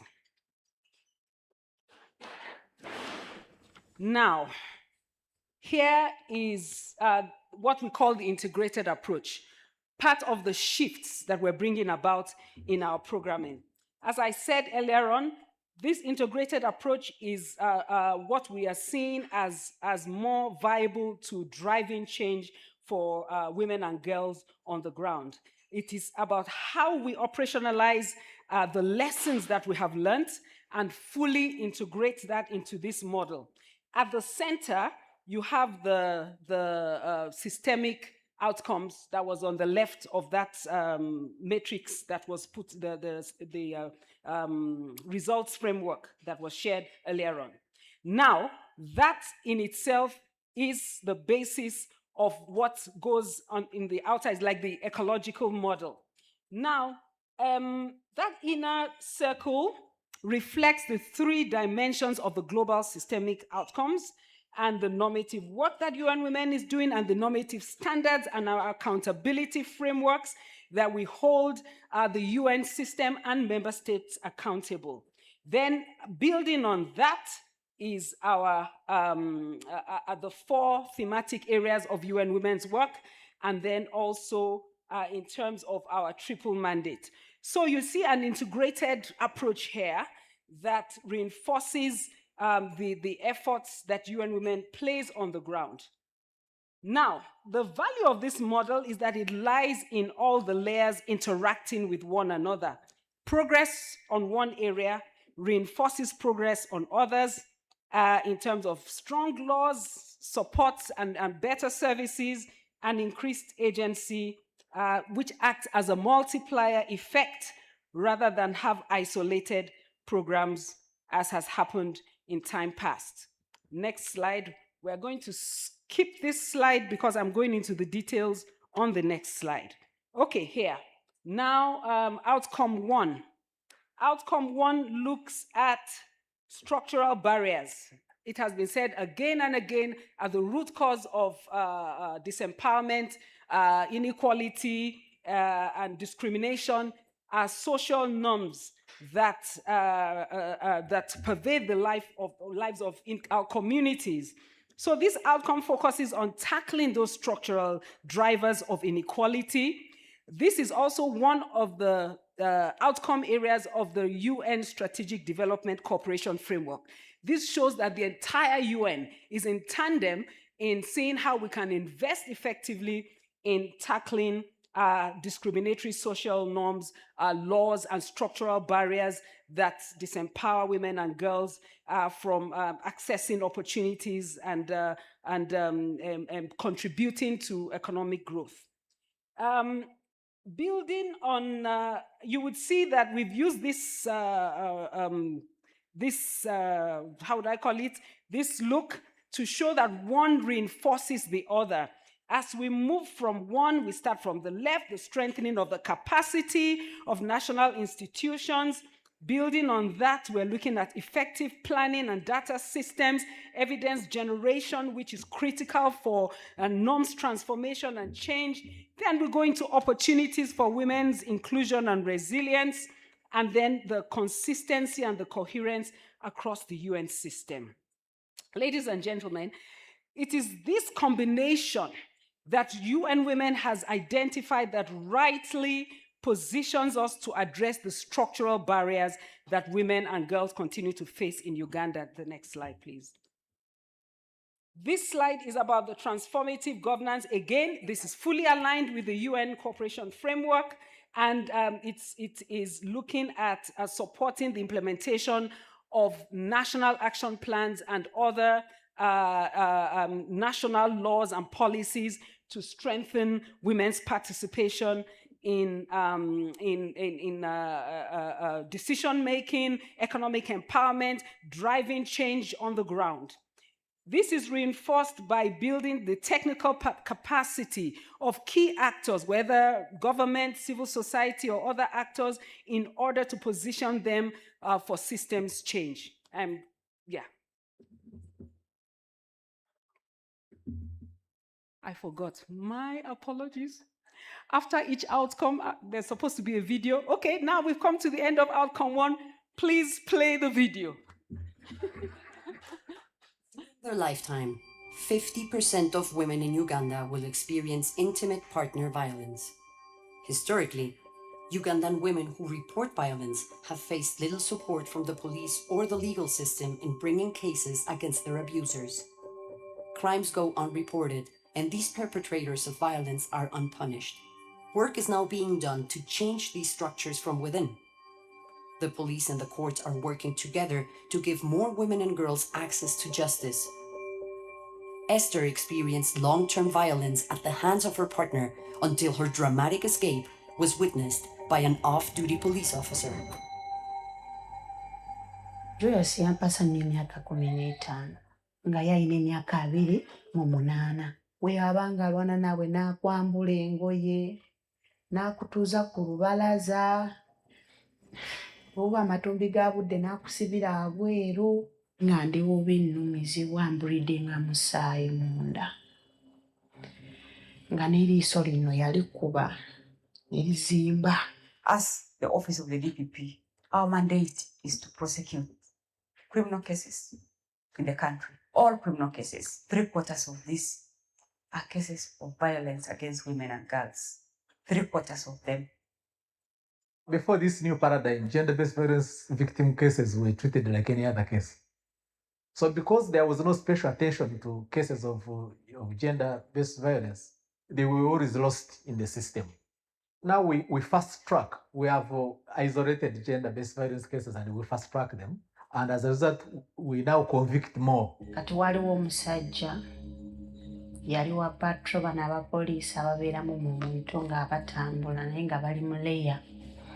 Namubuuza okubira ky'omukazi. Musajja wa poliisi n'akubira akadde ng'ennyininyini ya poliisi era ye yajja n'emugya waawo. Ne mutwala paka Kanyanya ne bamuggalira. Nali ndi awo ng'omusajja wa poliisi eyali annyambye nga nkonekitinze ku kitongole kya Uganda. Bwe twavaayo ne nva mu ddwaliro ne mmala wano omusi gwali mwezi mulamba. The police constitutionally are the ones supposed to do investigations. And as a prosecutor, a case is won or lost at investigations. So the role of the police is crucial. I believe that all of us banding together and making sure that we can do our parts across the chain of justice, we can be able to bring solace to the survivors. Nakkiriza omusango. Ne kati poliisi nze yannyamba banwanirira. Nakifuna, nafuna justice. Thank you very much. The first outcome, as I said, was about structural barriers as well as the norms that impact negatively on women and girls. We saw how, I want us to applaud the Uganda Police Force as well as ODPP for the excellent work. I saw Andrew Mubiru sitting here earlier on. Yeah, maybe he's gone out quickly. Okay, thank you very much. So now I was referring to the second outcome, which is on transformative governance. And as I said, this builds on the foundation that we also engage communities, civil society, creating feedback loops that both inform policy and strengthen participation and ownership. When you see, go to the communities and see the lives of women and girls transformed and the kinds of things they're able to do, the empowerment and how their lives have changed and how they've changed their communities, it is so gratifying. And so the next video that demonstrates how UN Women has worked within this, this area on transformative governance and has informed the pillars of this outcome area is about our work on women's peace and security agenda here in Uganda. Please show the video. Now we are 18 trained women peace mediators in the whole district, and we have changed people's lives. Uganda has really been at the forefront of localizing the women, peace and security agenda. We have a lot of refugees coming in from Sudan, South Sudan, and across the border in DRC. About 82% of the refugees are women and girls. We're really proud here in Uganda that there are now 20 districts across the country who have local action plans on women, peace and security. Before we developed the local action plan, we started with a training. This is when I realized and appreciated the real challenges that women face. That is when I understood that disaster affects women differently. We're working in communities on looking at participation in peace processes and peace building through strengthening and providing more capacity to the peace infrastructure at the local level. We normally hold some community dialogue to create awareness on preventing violent extremism in Kasese, and most of our target group, they are the youth. There has been a lot of success. Before we came in, women were taking most of their conflicts to other people, leaders, police, and others, and they were not helped. But when we came in, we have eradicated most of the conflicts which were affecting our people. By equipping women with not only the skills to mediate, but also the confidence to speak out in communities, they're able to be at the forefront of making sure there is peaceful coexistence within their communities, but also more broadly than that as well. An applause for the WPS team for the excellent work they're doing with people like Rashida and in different refugee camps. Our work is proudly supported by the government of Japan, by ADA in this context, and we really appreciate also the government of Norway, though they are no longer in Uganda. They don't have presence in Uganda anymore, but over the last 5 years, we had very solid support from the government of Norway that has helped us to achieve very clear transformation that you see. Now, the final outcome area, we just focused on 3 outcome areas, as I told you. This strategic note, though it's ambitious, is very focused and driven by clear, based on the clear information and the data and the lessons that we have learned over the years. Starting from the left, the focus is on strengthening policy and institutional frameworks. This is about decent employment, resilient livelihoods, and increased household incomes. This is one of the areas where we've developed catalytic programs that we're scaling up across the country. Those models that demonstrate transformation in the lives of women and girls and have the ability to be scaled up almost in any context. Now, in this outcome area, we will be building the capacity across government and civil society to ensure that these frameworks can be effectively implemented, ensuring that our work is engaging the private sector, which is supposed to be one of the key drivers of the economy in Uganda. So working without the private sector in that context leaves us a huge gap. One of the changes and the transformation that we're bringing about in this program is to ensure that the private sector plays a critical role in the work that we do. So we're working with banks, working with industrialists to be able to strengthen the capacity of women and provide the resources for their empowerment. In parallel, we're also expanding access to financial services. We've signed MOUs with Stanbic, with Equity Bank, and looking to strengthen that further. We're undertaking joint missions to see how we as UN Women and our private sector partners can really transform the lives of women and girls. Ultimately, these efforts come together to equip women and youth with the skills and the opportunity that they need to improve their economic well-being and livelihoods. We have one more video that shows our program, our flagship programs in Bugiri and Noya.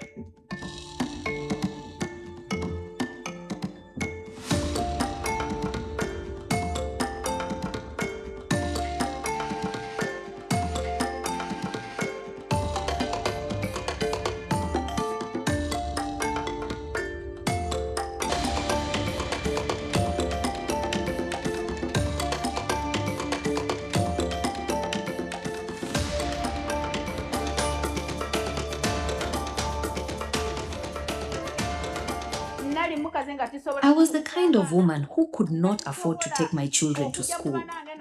I had no confidence to speak in public. But right now, after joining Women Economic Empowerment Bugiri, WEEB, all my children go to school. WEEB has improved my standard of living. I influenced my friends and we started producing BSF feeds. Then WEEB came and gave us more support. A woman like me, Auma Evelyn, who never went to school. Because of WEEB, I have learned how to read and write. I am an able and self-reliant woman. If I face a problem of, say, 1 million shillings, I can handle it on my own without struggling. WEEB has brought us from far.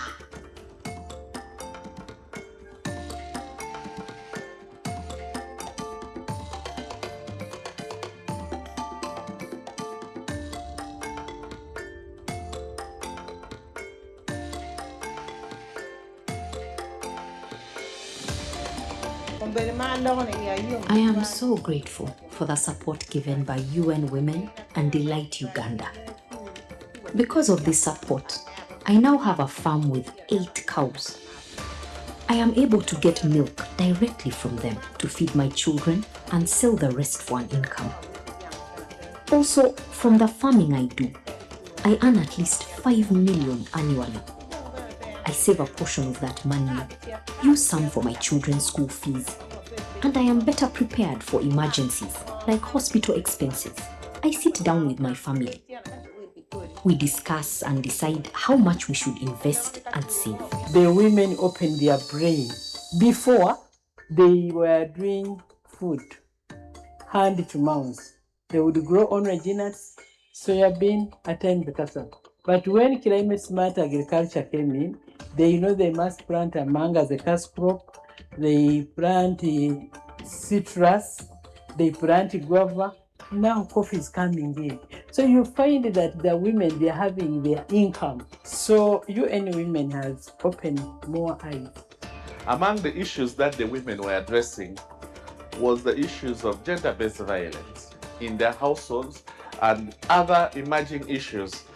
And to us, that is an indicator that when you empower the woman and send the right message to the families, you can end up addressing issues of gender-based violence through women economic empowerment. And we have learned through implementation of this project.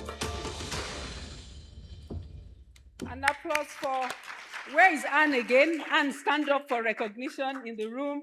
Thank you very much for all the work that you do with the women in Bugiri. So these are the success stories that we seek to scale up across the country over the next 5 years. You heard the woman say, how much is 5 million shillings? That's about almost maybe 2,000. How much? Yeah. A woman in the village having that access, this is really critical. And so we're going to the next slide where we're talking about the shifts that we would be bringing about in our new strategic note. It introduces a stronger and more deliberate focus on engaging the private sector, as I said.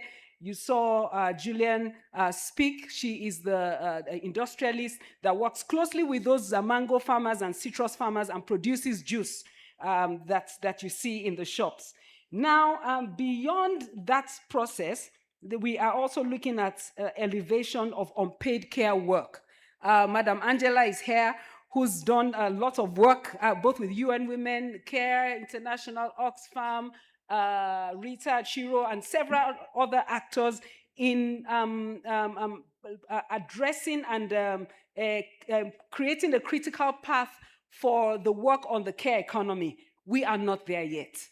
We have a lot of work to do within the context of the care economy that continues to disempower women and doesn't give them the opportunity to take advantage of economic opportunities in front of them. On access to justice, Damali has spoken very clearly and towards a more practical and service delivery approach rather than just working at the institutional reform. We've done quite a lot, and we anticipate that the systems are now beginning to drive themselves. We'll continue to provide that support, but we want to get more into service delivery so that we can see more women and girls like our model on TV, on the screen, having a change in her life. And finally, the need to expand emphasis and position digital inclusion. The gap, the gender digital inclusion gap is really wide in this country, and you would see later where UN Women has supported young girls between the ages of 16 and 25 in coding and in understanding how robotics, and they're developing apps and developing implements that help to make everyday life simple in their communities. Let's go to the next slide. So we're saying here that to do all this, to make all this happen, cannot be successfully implemented without a revamped partnership approach. So this slide tells us how, as a core delivery mechanism, is our for impact is our partnership, particularly with development partners, with the private sector, with the UN system together. It illustrates that a networked ecosystem of actors from member states to the UN system, civil society, private sector, financial institutions, academia, we're not leaving anyone behind. We're trying to work with all these critical actors to advance this work for gender equality in Uganda. The emphasis is on how these actors connect, reinforce one another, and bring complementary strength across policy and action on the ground. Next slide. You can skip that, it's just a title slide. And this slide is looking at our organizational effectiveness and efficiency framework. This framework is critical. Because if we're implementing and running around the country and implementing activities without looking inward, then that might be the weakest link. So every chain, it's the weakest link that could cause a breakage. That is where the highest risks are. So we have a very solid organization efficiency and effectiveness and efficiency framework. We call it OEE, so OEE for short. Starting on the left, the focus is on accountability and performance, because for us at UN Women, accountability is key. Accountability to the beneficiaries, to our funders, and to other actors across board. This operates make sure that we operate at the highest standard of transparency and integrity that results in discipline. Also, we have strategic partnerships, which is part of this framework. We're looking inwards and building our communication capability, which positions the organization more effectively to ensure that our work is visible, is well articulated, and supported by right stakeholders. Building on this, there is a strong emphasis on innovation. We keep mentioning that, innovation and business transformation. This is important because it enables efficiency and delivery on the models that we have mentioned earlier on. And finally, it's about investing in people. The most valuable asset of any entity, any organization are its people. So investing in our people and organizational culture to ensure that the workforce is empowered, is agile, and is aligned with organizational values. Sorry, there was one more on results-based management system. And this is critical. We all know without M&E systems in place, you cannot strengthen how you plan, track, learn, and report and demonstrate a performance and results on the ground. So these 5 pillars together are really critical as we look inward, strengthen our capacity, and ensure that UN Women is well positioned to deliver on this ambitious strategy. Skip that one.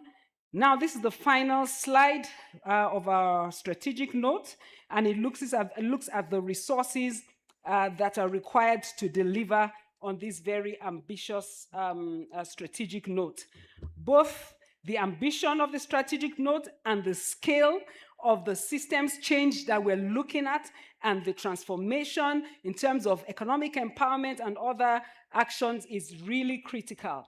And it gives us an idea of the scale of the resources that need to be directed towards development results, as well as investment in other tangible improvements in the life of women and girls. We are front-loading, as you see, the first 3 pillars show that we're front-loading in the next few years, and why this is a focus on the foundational investments in the systems, in the partnerships and policies and the data that will position us to take things forward over the following years of the strategy. The value proposition is clear. We want to leverage partnerships, catalytic financing, so that we can translate targeted investments into scalable and system-wide impact. This is so critical if we want to see a change in the life of women and girls. Our focus going forward is on maximizing our collective efforts for everyone in the room, stakeholders across the country, to ensure that every resource contributes to the sustainable and transformative change for women and girls. I thank you. That's the end of my presentation, I hope. Yes. Thank you very much for your attention. I hope that was not long. I hope I've helped us save some time. Thank you.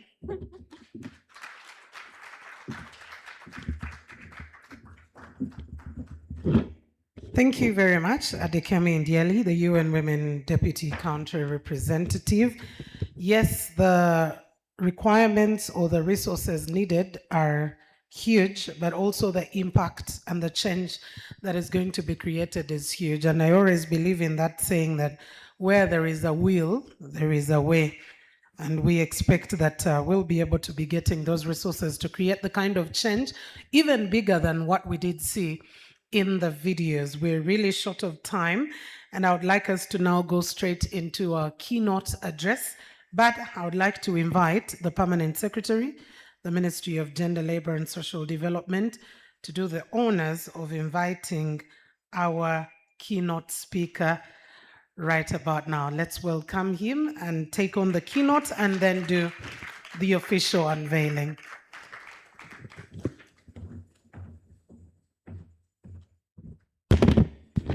I thought we'd lost a lot of time, and Mildred should have invited my boss, the deputy head of public service in charge of coordination, Jane Charisi Mamwesiga, to come and deliver her keynote address.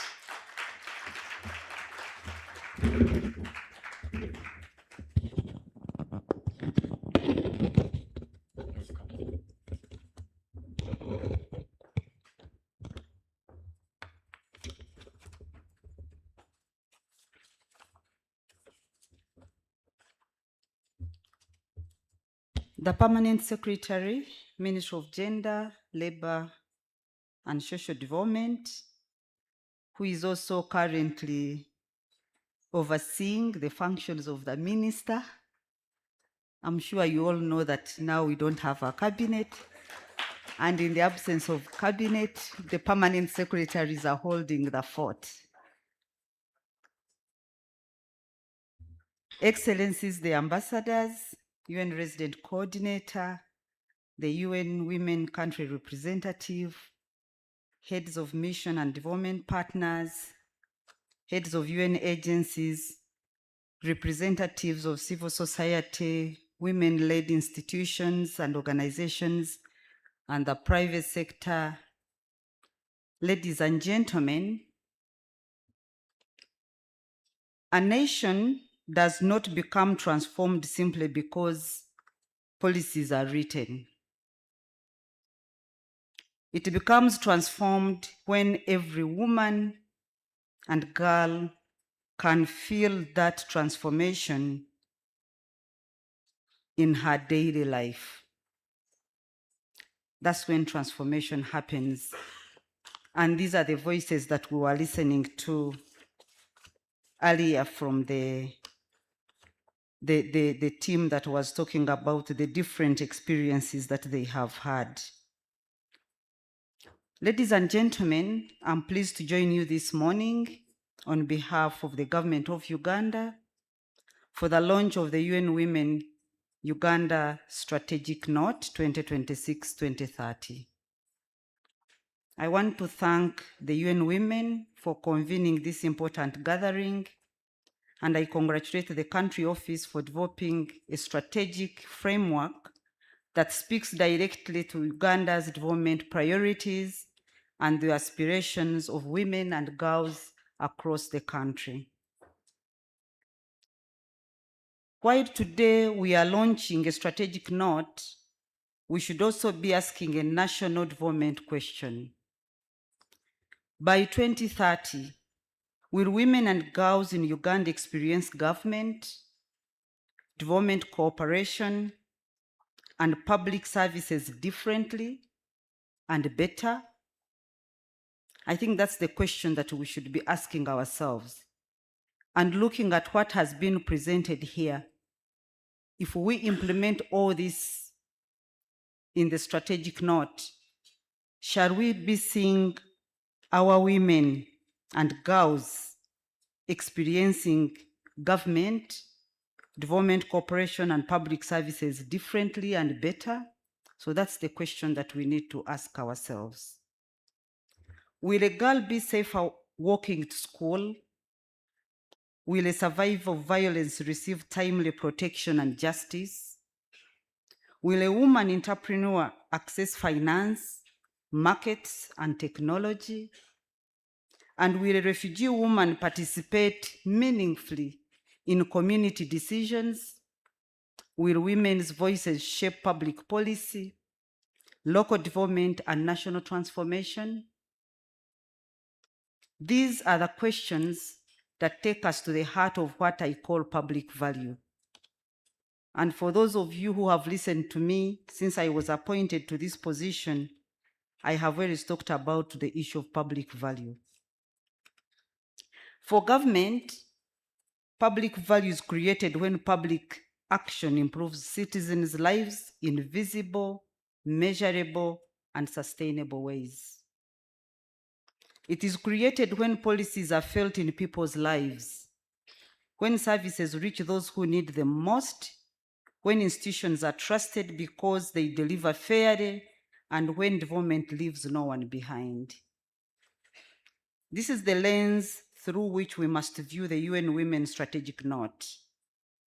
Gender equality is not peripheral concern, it's a central measure of public value.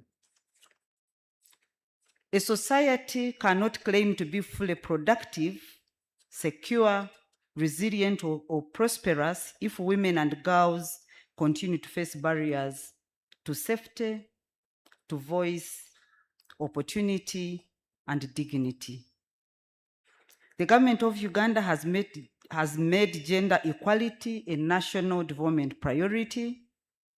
This commitment is reflected in our constitution, in the Vision 2040, in successive national development plans, gender responsive budgeting, affirmative action, legal and policy reforms, and national efforts to prevent and respond to gender-based violence, strengthen women's leadership, and promote women's economic empowerment.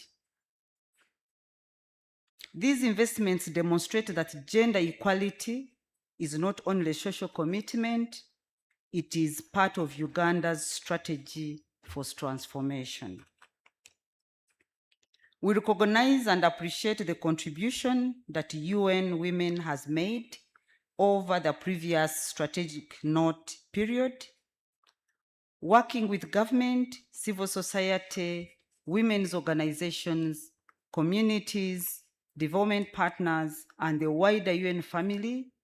UN Women has supported progress in women's economic empowerment, ending violence against women and girls, women's leadership and political participation, gender responsive planning and budgeting, humanitarian response, and the women, peace, and security agenda. We really appreciate all this immensely. Let's put our hands together for the UN Women. Ladies and gentlemen, indeed, this contribution has been part of a wider national effort. Uganda has continued to make progress in women's representation and leadership, as was presented, access to justice for survivors of gender-based violence, women's participation in peace building and refugee governance structures, gender data and statistics, and institutional capacity for gender responsive planning. These achievements matter because they show that progress is possible when policy commitment, financing, coordination, and community action can come together. But we must also be candid.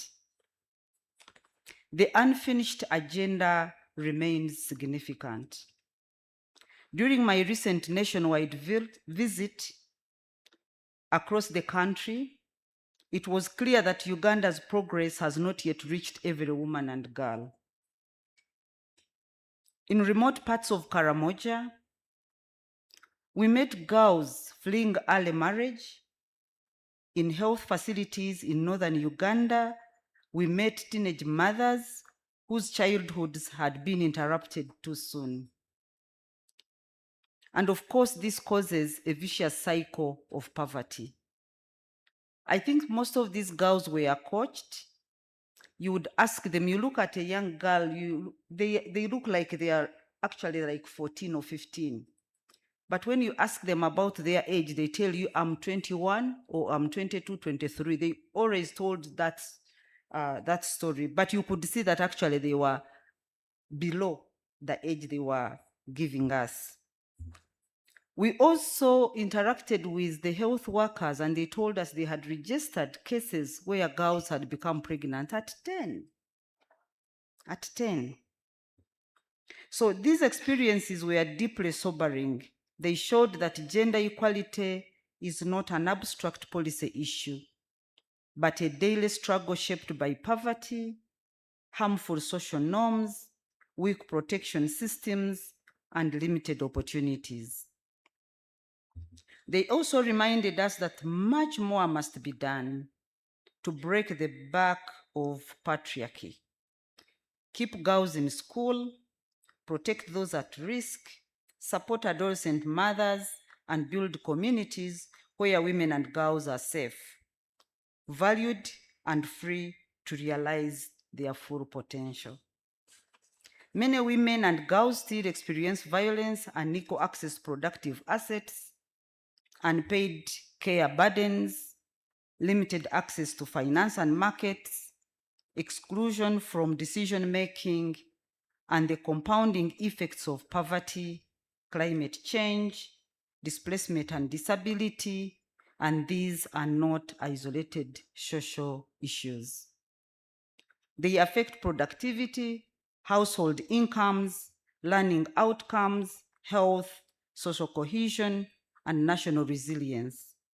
And that's why the next phase of partnership must be more deliberate, more integrated, and more results-oriented. We cannot afford fragmented interventions that operate in silos, while the realities facing women and girls are deeply interconnected. Stronger collaboration with government institutions, local governments, and community structures will therefore be essential to ensure that interventions are properly targeted to the women and girls who need them most. In many districts, as I said, challenges such as teenage pregnancy, early marriage, gender-based violence, and women's economic exclusion manifest differently. Effective partnership requires shared data, coordinated planning, joint implementation, and continuous monitoring so that programs respond to real needs and lived realities of communities rather than applying one uniform approach everywhere. For example, when we were in Karamoja and the northern region, while government has been promoting day schools, and under the project of UGIFT, we are constructing day schools, we realized that for these particular regions, Karamoja and the entire northern region, we need to construct boarding schools. Because as we said, we saw girls running away from early marriages. We went to a particular school, it was a primary school, where we were told, the administration told us they were keeping girls at school who were running away from their parents because they wanted to marry them off at that early age. So we need boarding schools. So we need to apply, when we come up with interventions, we need to look at the lived realities to ensure that these ones address the real challenges on the ground. And I recall when I came back, we had an interaction with the PS Minister of Gender.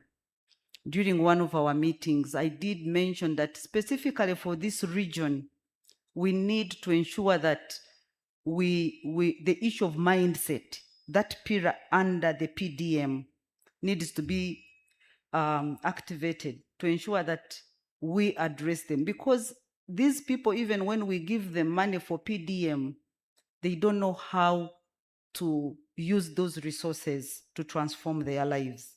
They've lived in camps for very many years, so they need to be supported on how they can live within the communities outside the camps. So we need to look at those peculiarities and address them differently. So, ladies and gentlemen, this calls for a shift from isolated projects to integrated delivery. It means aligning investments with district priorities, strengthening local systems, listening to communities, and ensuring that development partners work alongside government structures instead of around them. We need to work with you. When you look at Office of the Prime Minister, for example, we are working on refugees. We are responsible for the refugees in those camps. The Office of the Prime Minister is responsible for coordination of implementation of government programs and projects. And I've seen UN Women, one of your major mandates is about coordination. We want to see us coordinating together, monitoring together, identifying those challenges together, and agreeing on how we can design interventions that address the real challenges on the ground. We need to work together. If we are serious about leaving no one behind, then our coordination must be visible not only in Kampala boardrooms, but in schools, in health facilities, refugee settlements, and communities across the country. I always tell my team that here in our boardrooms, we are just speaking English, but the real service delivery is on the ground, is with those communities. The fourth National Development Plan, Uganda's principal framework for accelerating socio-economic transformation during the period 2025-2026 to 2029-2030, requires stronger ambition in human capital development, productive employment, private sector development, effective governance, resilient communities, and improved service delivery. Gender equality is integral to each of these objectives. For this reason, the UN Women Strategic Note should be understood as a delivery instrument for NDP4. Its value will lie in how it helps government accelerate human capital development, decent employment, effective governance, resilient communities, inclusive service delivery, and protection of those most at risk of being left behind. I'm particularly encouraged that the strategic note focuses on discriminatory social norms, transformative governance, access to justice, human rights, peace, and development, decent employment, resilient livelihoods, and increased household incomes. These are central to the results government needs to see over the next 5 years. I'm also pleased that the strategic note identifies cross-cutting areas such as gender data and statistics, partnerships, normative and coordination work, and gender-responsive climate action. These are the systems that make results possible. Without data, we cannot know who is being reached and who is being left behind. Without coordination, we risk fragmentation. Without financing, we remain at pilot level. Without climate-sensitive approaches, the gains made by women and girls can quickly be reversed. I take note of the concern that was raised by the UN Women Deputy Country Representative on the lack of data on SDG women indicators.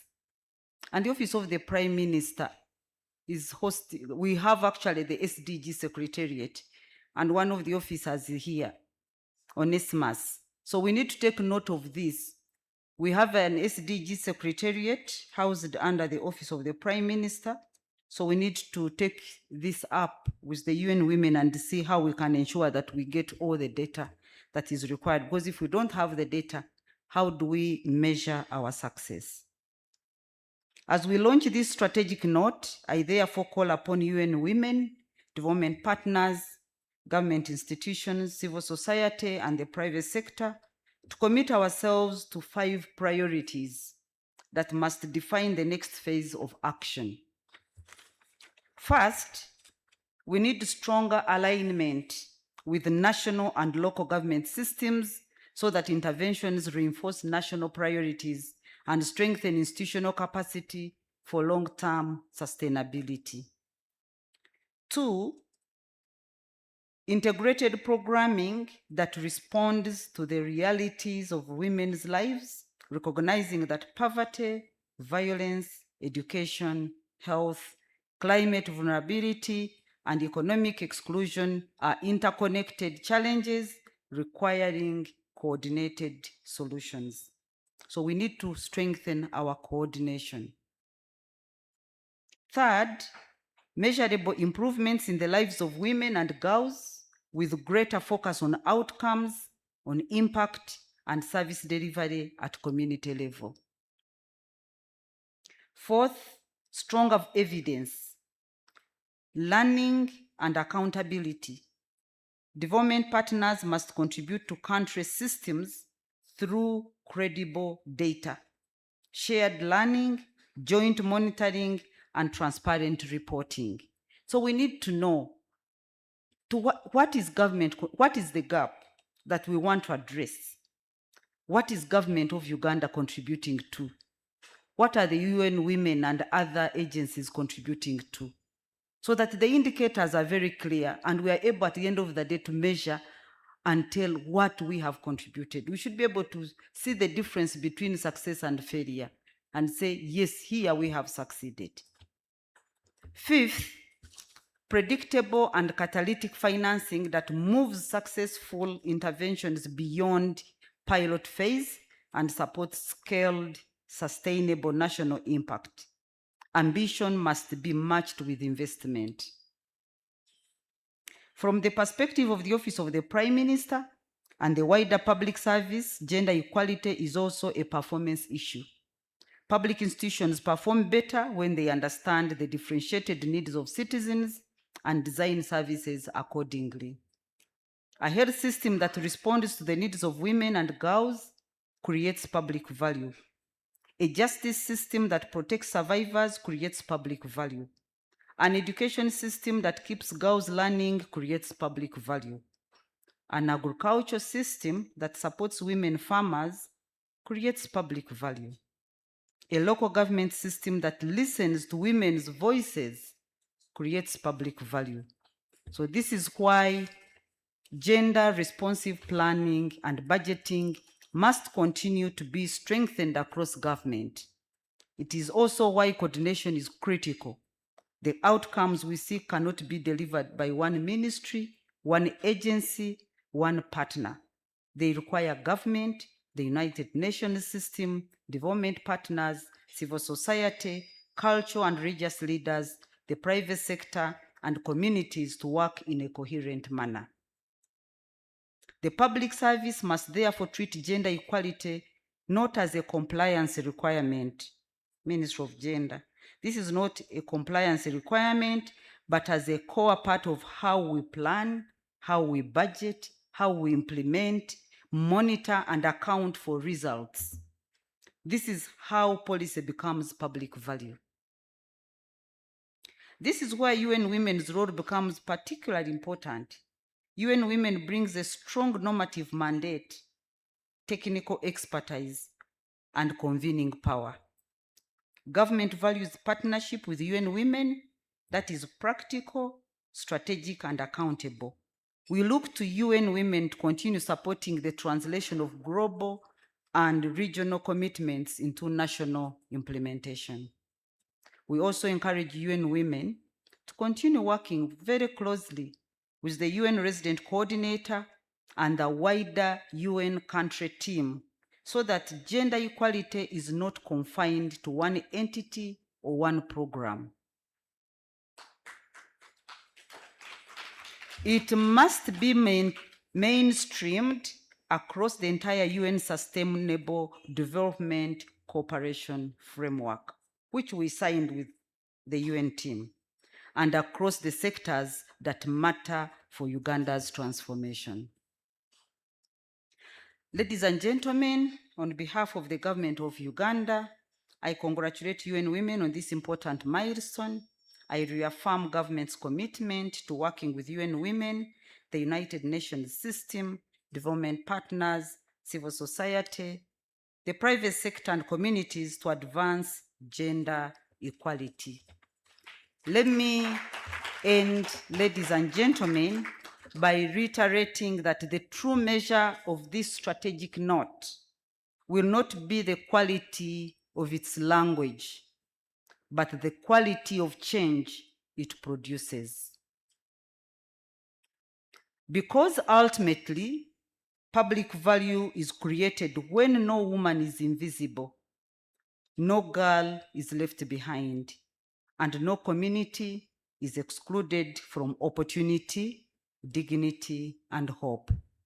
I thank you all, and I say all this for God and my country.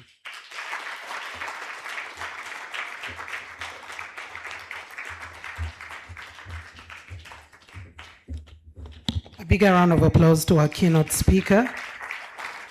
And I think those last statements were very deep, very, very deep. And we believe that this is not just going to be about the text, it's going to be about how much change is created in this. All this I'm saying while we prepare to have the official signing of the strategic note. I say this while we have the official organization for the strategic note signing, where we will have different dignitaries coming through. But as we do, we were also joined by His Excellency Majid Safar from the Embassy of the Islamic Republic of Iran. Thank you so much for joining in the conversation. We were also joined by His Excellency Mohammed Hassan Wazir, who joined us, and the representative. Also, we were joined by Ambassador Rosa Malango, who is a special presidential advisor to the President of the Republic of Uganda and State House, Uganda. So I think we are ready. And I will now invite back our keynote speaker. I'll also invite the UN resident coordinator to please come and join. I will also invite our country rep for the United Nations Women to come and join, and the permanent secretary to as well come through and join. Ministry of Gender, Labor and Social Development. Yes, we will start with you, Madam.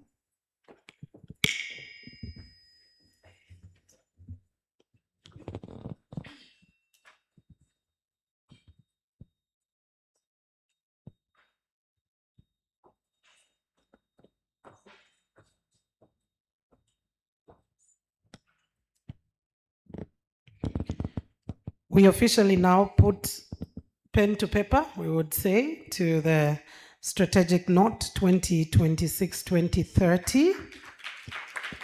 And like our keynote speaker did ask, that this will not just be about the text or the wording, but it will be about the change that is going to be created. And from her speech as well, she talked about the fact that gender equality is not just an abstract policy issue, but it's becoming a daily social struggle because of a number of things happening in our communities, including poverty, amongst other things. A very big conversation that has to come through in breaking the patriarchal back. Yeah. A tight one. We are in the African setting, but it is a conversation to be held because we all are human beings. And that is why I said earlier that women don't need to be looked at in the gender they exist as per God's creation, but looked at in the capacity of human beings.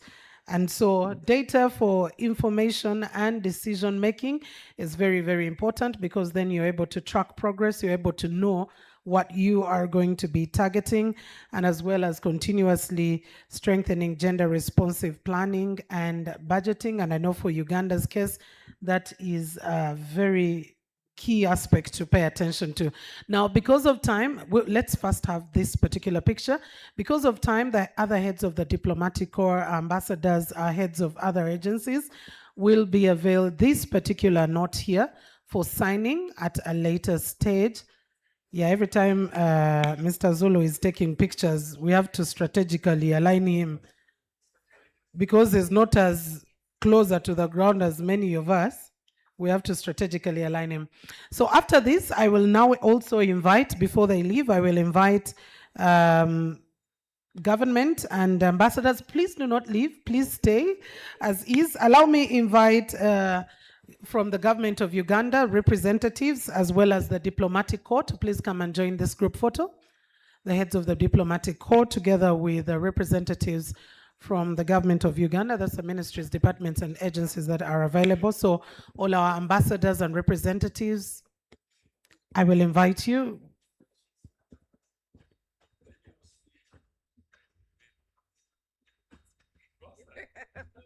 I hope this will be okay.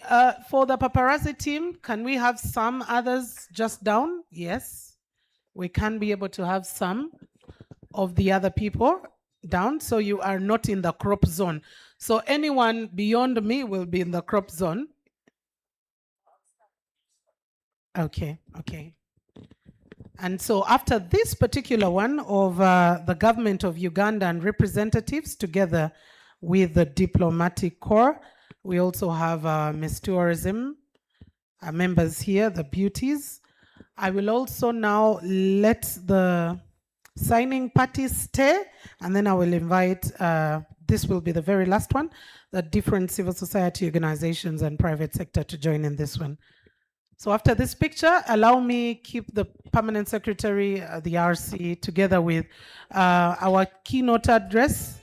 Keynote, please, Madam, you're not going to leave. You are chief guest today, Madam Jen. Please, you will stay. So now let me invite the different civil society organizations. I know we are many, but yes, we'll be able to fix in here. Civil society organizations and the private sector represented.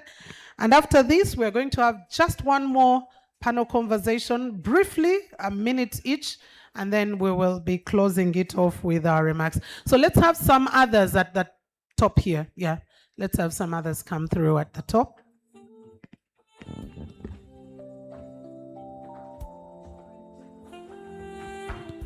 And once again, I will remind us that the strategic note is going to be available for us. Paparazzi, you will have to now extend and use your Zoom. Yeah, this is what it means when we are talking about women. It is only the fact that the room was small, but we should have used the Nambole Stadium and it would be filled up still, because issues affecting women are very important. I hope you are able to cover. Please do not put us in the crop zone. Don't put anyone in the crop zone. And Mr. Zulu also says don't cut off his head. Yeah. Are we good with that? We'll take just one more, the very last one.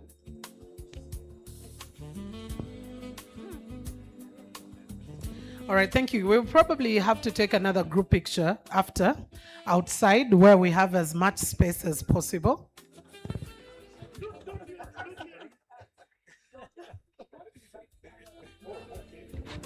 Oh, and I cannot forget this one, because such an event gives sleepless nights to the organizing committee and members of staff. So I would like to invite all members of staff of UN Women, please. All members of staff of UN Women, wherever you are, I know some of you are still at the registration desk. Please, let's run and have this picture. Let's have this honor. Let's recognize the work that you've done over the time and the sleepless nights that you have had. All members of staff of UN Women, please.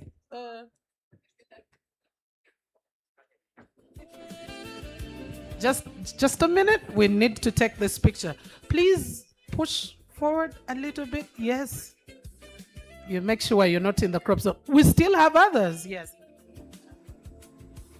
I know this one will be able to all fit up. We can all fit up. So just make sure you're strategically aligned in the picture. If you're down to earth like me, I mean closer to the ground. I don't want to say short in quotes, but if you're down to earth like me, get a little bit closer. If you're closer to the clouds, like I will not say, the person who said they should not cut their head off while editing the picture.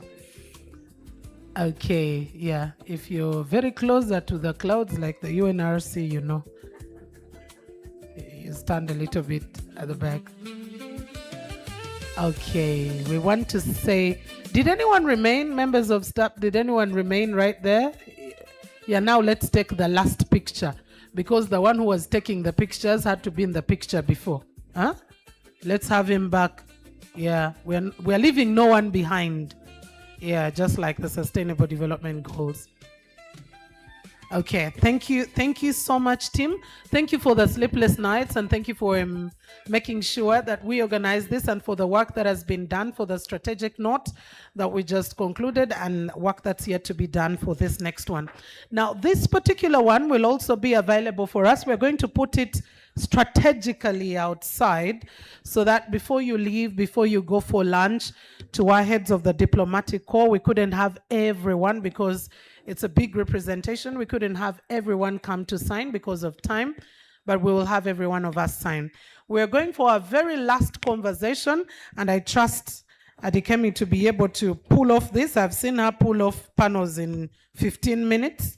So please allow us a few minutes before we go in for lunch to have our Deputy Country Representative, UN Women, come through to host the next panel. And without any more time, taking any more time, ladies and gentlemen, let's put our hands together for Madame Adekemi Ndieli, who will be taking on a conversation on partnerships for gender equality, the opportunities under this very new strategic note. Like I said earlier, we may see the resources and the need and the change that's required being humongous, but there is a way wherever there is a will. Kemi, over to you. Thank you so much. Distinguished ladies and gentlemen, time is fast spent. We have one more panel that we'll be inviting forward for a quick discussion on partnerships for gender equality opportunities under the new strategic note. I have 5 panelists. Don't worry, it's not going to take long. I have a penchant for cutting things short. Now, let me quickly say that as we heard today, delivering on this requires strong alignment, partnerships, and deeper collaboration, and more strategic partnerships across sectors. And so this discussion is critical on helping us to see how that would happen, from commitment to collective action, and from action to sustained impact at scale. Without further ado, I will invite the first panelist, who is Beate Farukoye. I got that name right, I'm sure. Please join us here, Deputy Head of Cooperation. She spoke earlier on from the Austrian Embassy, and she brings extensive experience in governance, humanitarian development linkages, and advancing inclusion and access to justice. I am not going to read, if I were to read the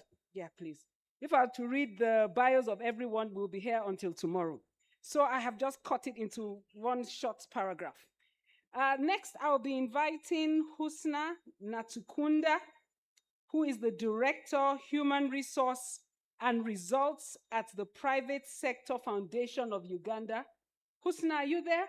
Okay, thank you, Husna. Make your way. She brings a strong private sector, we'll clap at the end to save time, brings a strong private sector perspective on economic empowerment, partnerships, and expanding opportunities for women. Just comfortable, take any seat you wish. Next, I will be inviting my sister Rita Achiro, who is the Executive Director of Uganda Women's Network, otherwise known as UONET, and is a leading voice in Uganda's women's movement with over 25 years of experience, not only in Uganda, but across Africa and the continents of the world. And she is advancing women's rights both nationally and at grassroots level. Please take your seat and be comfortable. Next is Dr. Angela Nakafero, my sister Angela, Commissioner for Gender and Women's Affairs. And again, long bio, but for short, she provides national leadership. Please make yourself comfortable on gender policy, coordination, implementation across government. And finally, Stella Aguti, Principal Research Officer, Ministry of Local Government. Are you there, Stella? Thank you for joining us. She works on the interface of policy and local government. Remember, I said that private sector would have a very prominent role in advancing this agenda, And it's a privilege to have a private sector foundation represented here. Her focus is on strengthening service delivery and governance. Now, we are going to frame this discussion on three very important key dimensions about unlocking opportunities, strengthening implementation and financing, as well as the impact that reaches women and girls in the last mile. And that last mile we talk about is where it's the true test of our efforts and where our efforts can be measured and seen. Let me go to the first question. Beate, you'll be taking the first question. Just to manage expectations, I know we sent you 2 questions ahead, but in the interest of time, I am condensing into 1 question so that we can allow our participants to go for lunch. I'm sure we're all very hungry. We have other things to do. Now, Beate, Uganda has made strong policy commitments on gender equality.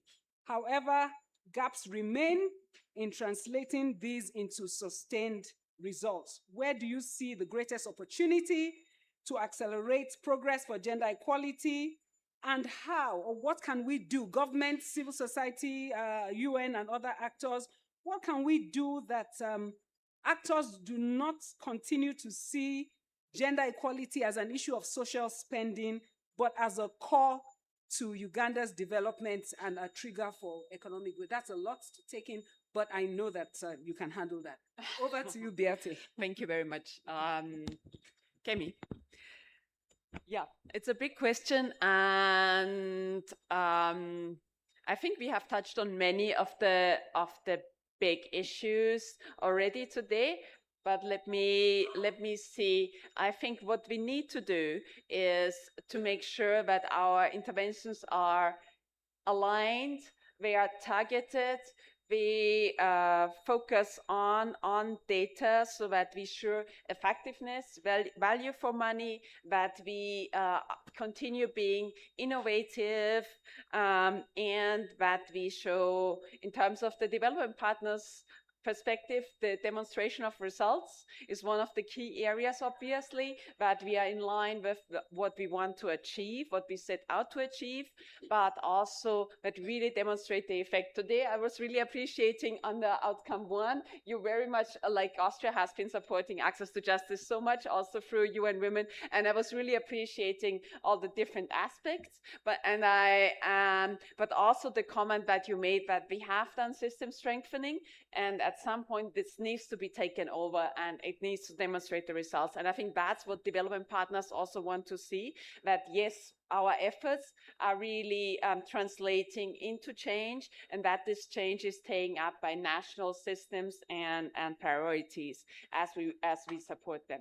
So I think these are key areas, and I appreciate the focus on strengthening our norm change, as well as the last mile, which you just mentioned.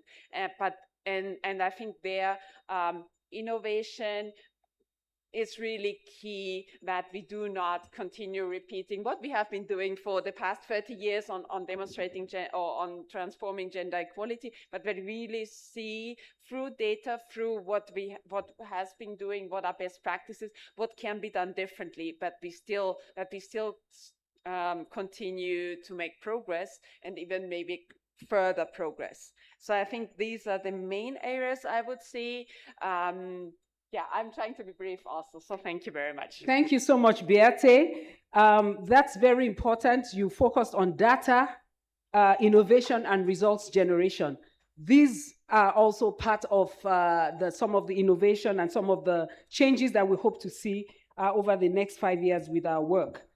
In that regard, talking about innovation and bringing in now Private Sector Foundation of Uganda. Husna, we know that economic growth is central to achieving gender equality, and the private sector is the driver of economic growth. What role can the private sector play in translating commitments into tangible economic outcomes for women in particular, and ensuring they have access to the finance that they need to participate in economic growth. Thank you. Thank you so much, Kemi, and thank you for having us today. So I think what we have heard the whole of today. Could you speak closer to the mic, please? Yes, I think what we have listened to from all the speakers is affirming the role of women in economic growth. I think first off, we need to look at women differently. We don't need to look at them as people who need social support or charitable support. This is a force that can ably change the society. Their goal is to improve livelihoods, is to see their children go to school, is to improve the health.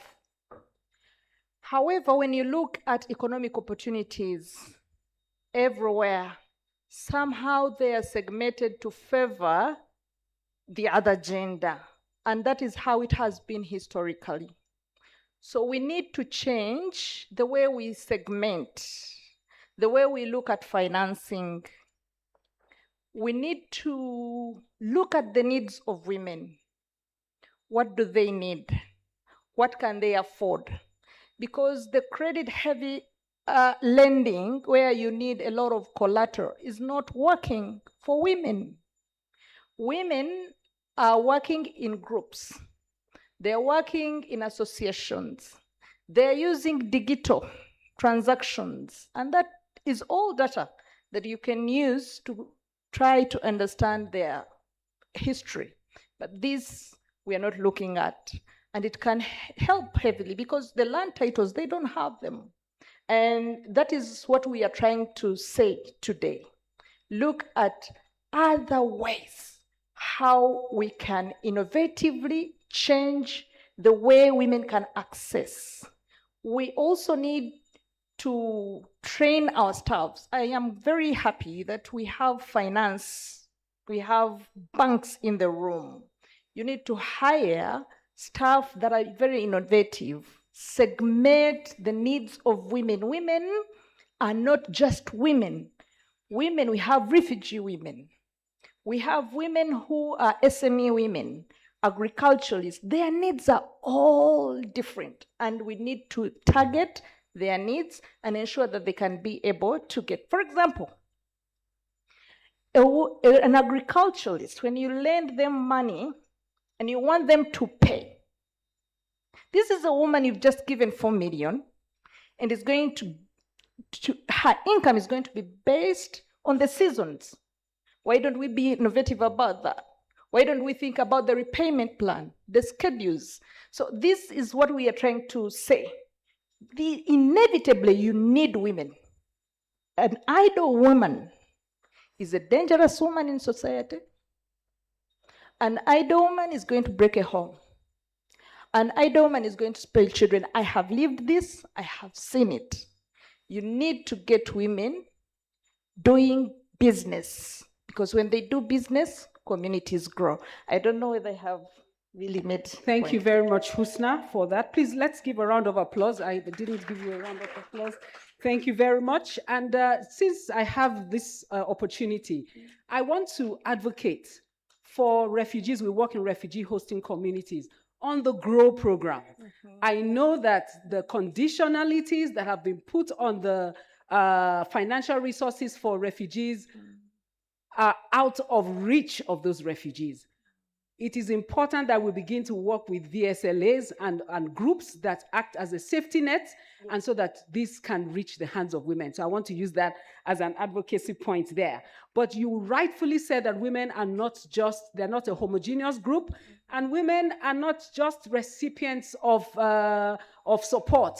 They are also actors, and they have a critical role to play in the economy. And so I am turning to you, my sister Rita, on civil society. You've worked closely with UN Women for several years, and you have worked on women's movement for decades as well. As we think about inclusive growth issues, The issue about unpaid care work, which is one of the areas where UN Women is going to invest more intentionally over the next few years.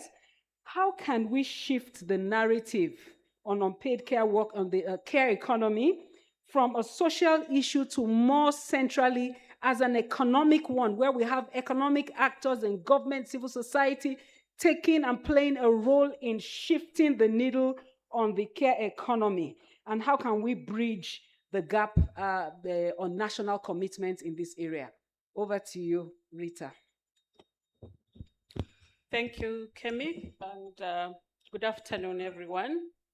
Maybe just for purposes of reminding ourselves, when we talk about unpaid care work and the care economy, we might assume that everybody is at par, but unpaid care work, in the simplest terms, is the service, the work done in the home,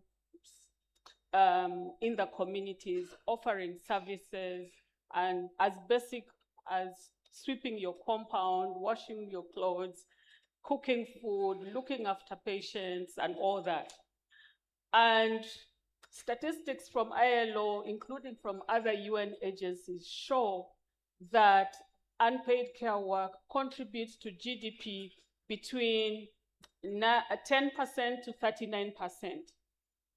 Now, the most disheartening thing is that statistics is not captured. It is just recognized, it's estimated to be contributing to GDP. So it is invisible statistics.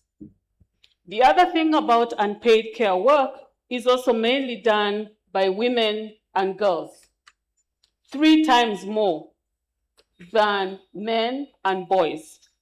Therefore, it means that as women and girls subsidize the paid economy, they are not recognized anywhere in our statistics.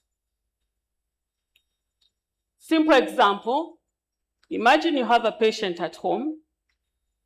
All the women, the girls in that family will look after that patient.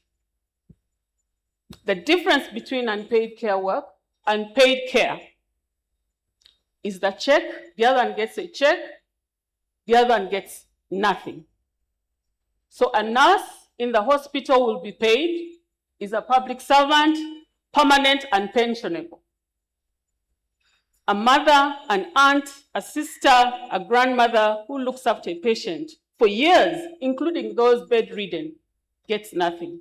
And on top of that, she is expected to operate normally.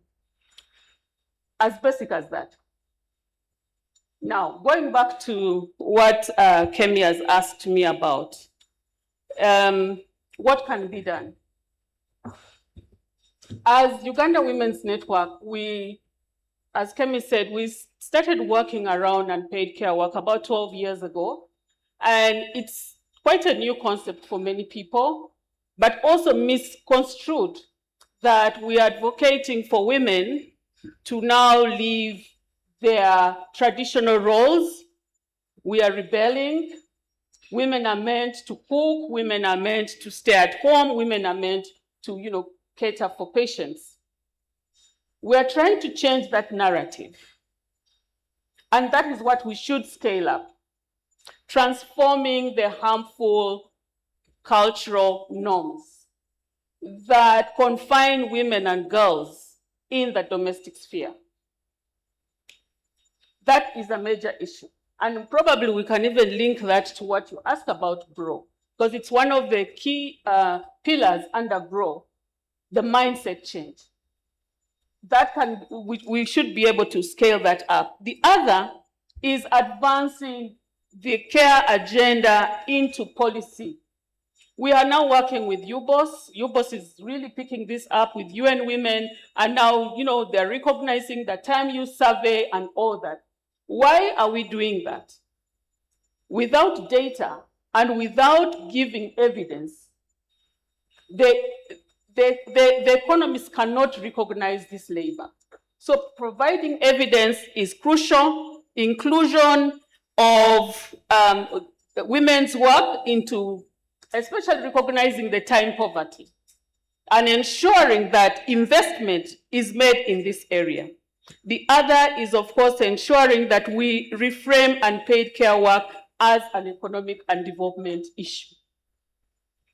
Imagine 60 to 70% of women are concentrating on unpaid care work. How much labor, time, resources are we losing in that area?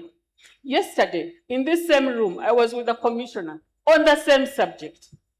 One of the key things we are now saying, recognizing care work is important, but can we also ensure that infrastructure that reduces the burden of unpaid care work is taken closer to the women? And one of the things that came up is ensuring that women get health insurance through their circles. Another thing that we also need to advocate for is ensuring the infrastructure, and I'm very happy that our keynote speaker spoke about that, public investment into these areas. We're talking about digitalization right now, but how many of these women can access that? How much, I know the commissioner might talk about the access of water in our communities, but is it affordable? Is it accessible? And can these women, so some of these services taken closer might reduce the burden for women. Public services, the hospitals. When a woman takes time to take a patient to the hospital, how much time does she lose in the hospital because of the inefficiencies that exist? So these and among others, I know Kemi is looking at me, but just to say, probably unpaid care work should never be seen. For those of you who have house help or even the gentleman in the compound, imagine that work being done for free. But some of us are now subsidizing that by paying somebody to do it for us. And yet when it's done by a woman, we say that is her role. It's a social norm. Thank you very much. Thank you. Round of applause, Rita, for all the excellent work you're doing in that area. For women spending 3 times more on paid care work. The care economy needs to be strengthened and advanced in this country because we could rake up to 39% of the GDP to strengthen the economy of Uganda. Health infrastructure, educational infrastructure, childcare infrastructure, these things are critical for addressing the issues here. Thank you very much. And then, so that brings me to turn to you, Commissioner Angela. You're adjusting your mic already. I know that Uganda has made significant progress in gender responsive planning. Of course, resources are allocated and go through the call circulars. We know that. And but however, there is a challenge in terms of this translating into implemented priorities in government. I mean, this is a known fact. So how is the Ministry of Gender working with the other MDAs to ensure that commitments move from this policy level into tangible results on the ground, so that we can address social norms and continue to address the issues like unpaid care work that constrain women and girls? Over to you. Thank you very much, Kemi. Congratulations to UN Women for the launch of the new strategic note. In terms of strengthening the delivery on gender equality and women's empowerment, we are looking at the development of new programs. Of course, in Uganda, we can only attract resources internally, but also externally when we develop new programs.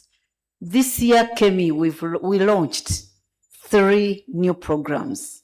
The second National Action Plan on Gender-Based Violence, the Uganda Gender and Equity Strategy on Climate Action, as well as the strategy on elimination of female genital mutilation.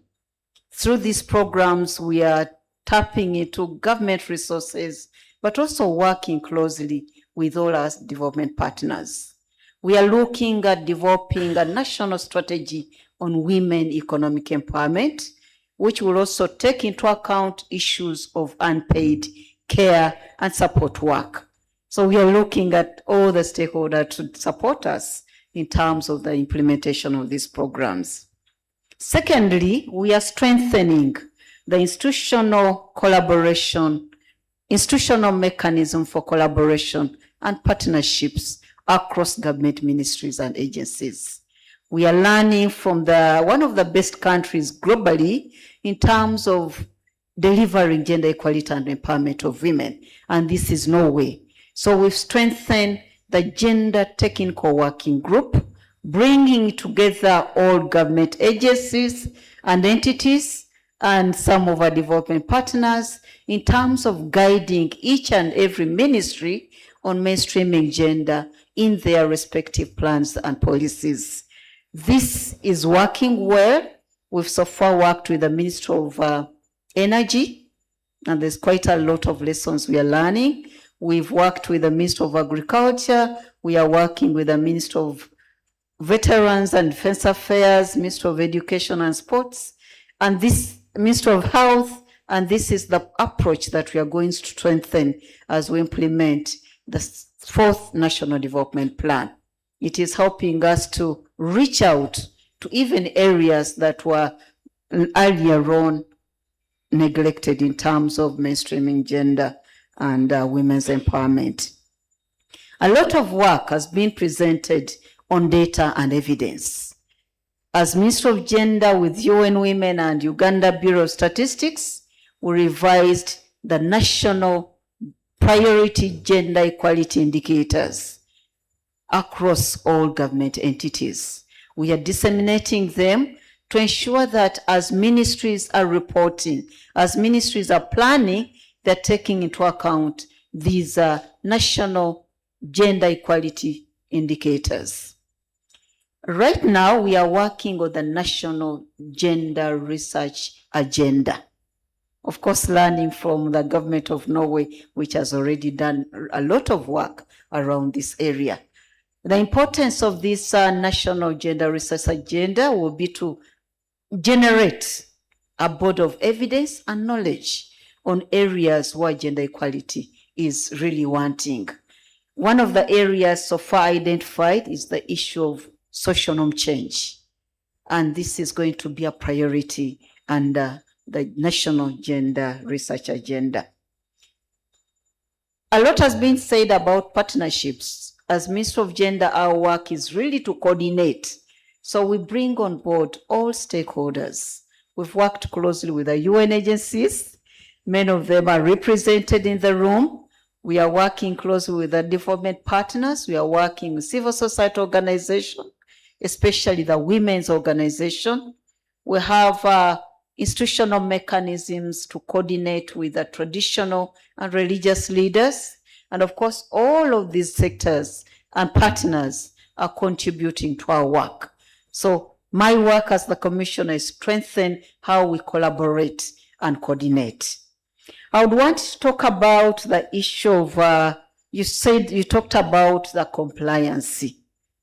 Of course, part of the compliance, the gaps between compliance and assessment is partly defined by the amount of domestic resources we are able to generate as a country. As ministries we plan, but what government is able to generate is what we implement within. So as a ministry, we've already started work with the Equal Opportunities Commission to finalize the tools for compliance, going beyond the plans to look into the actual implementation of government programs and projects. Thank you very much, Kemi. Thank you very much. A round of applause for Commissioner Angela.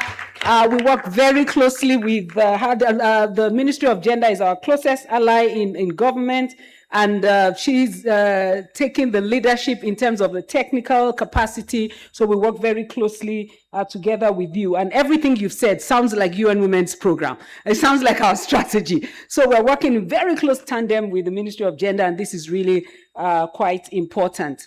Finally, turning to Stella, who works with local government.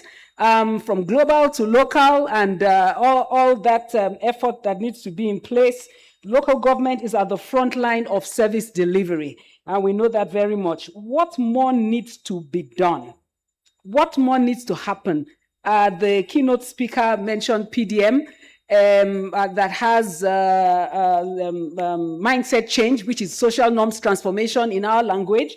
So how do we translate these into real improvements in the lives of women and girls at community level, particularly where we see the partnership between the UN and local government? Over to you, Stella. Thank you very much. Thank you for having me here. And I'm glad to really be here because this is our entry point, working with the UN Women. But nevertheless, we do not undermine the work you've done with the local governments. And once you've worked with the local governments, you've worked with the Ministry of Local Government.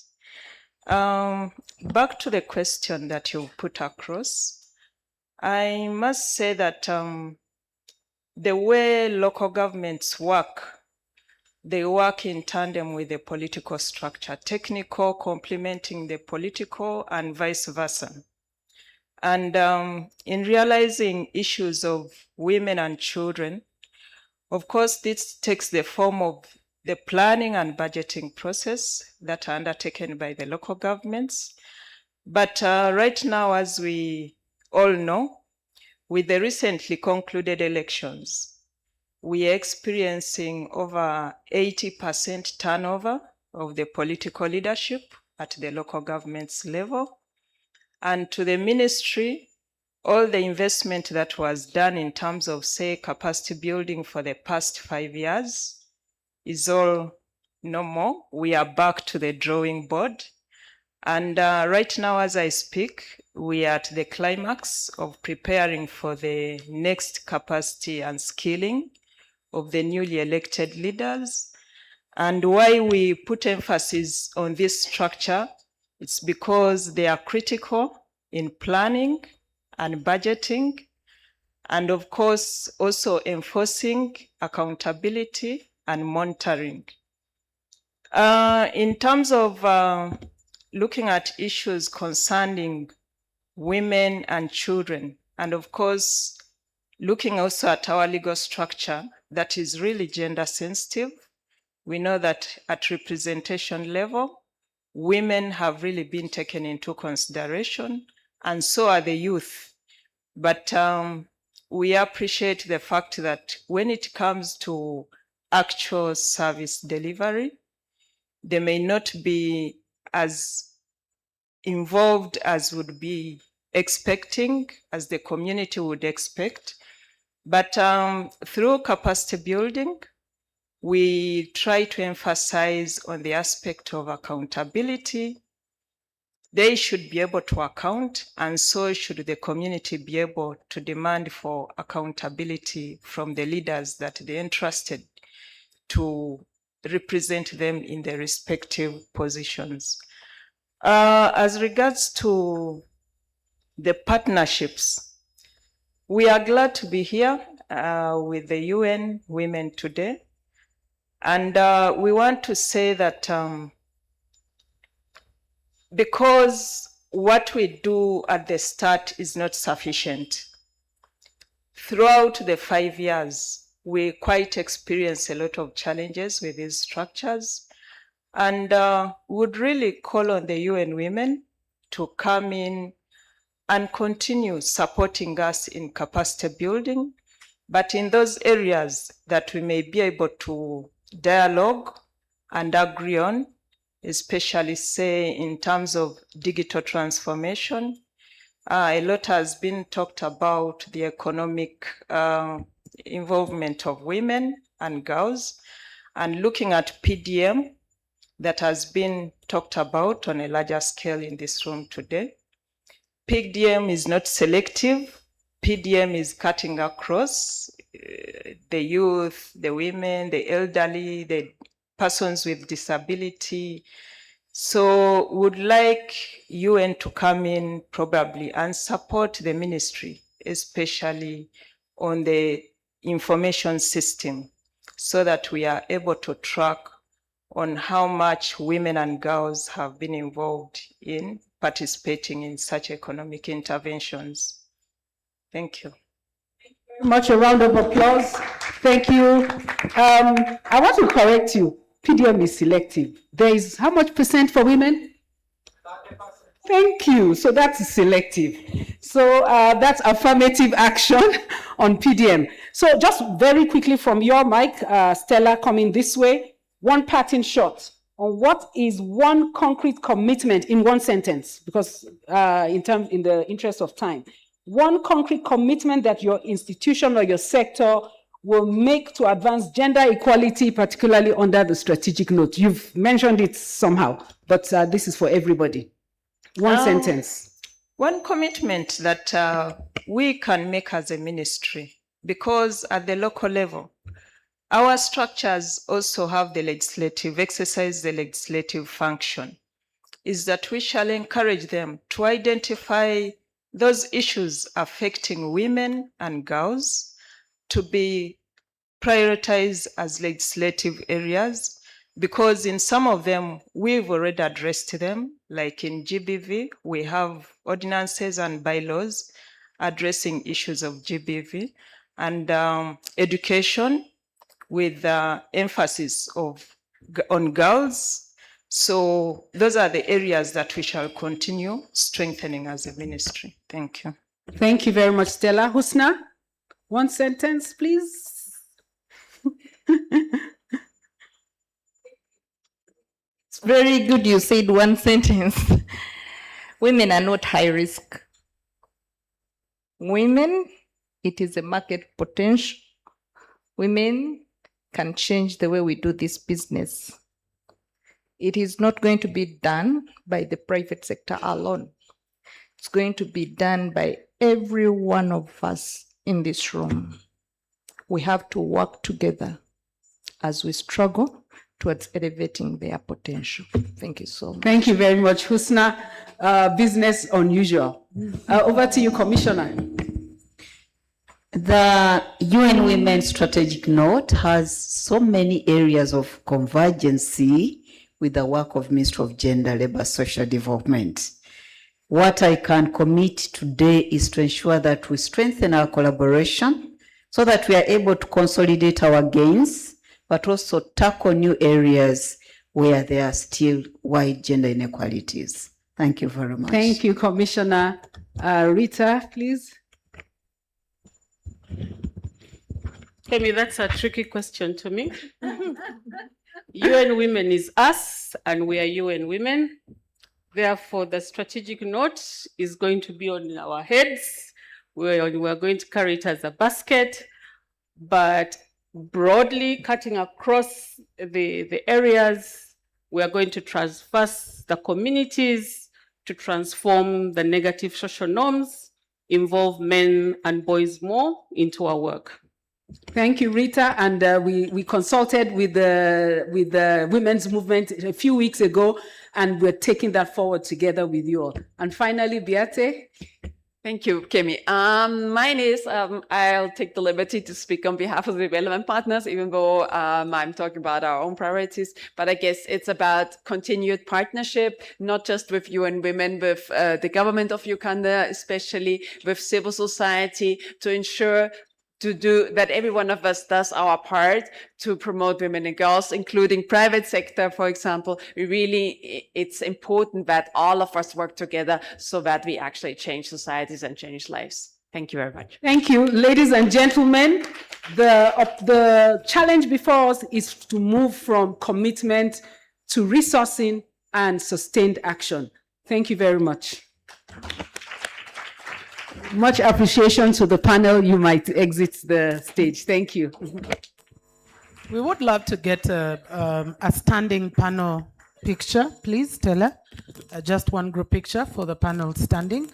And we will be able to conclude that. And I think Adikemi did clearly wrap it up very well. We are moving from the commitments that we're making to getting the resources that are needed to create the kind of action that we need to see today, tomorrow, and in the near future as we work towards closing the gender equality gap, in as much as we need more than about 130 years to do that.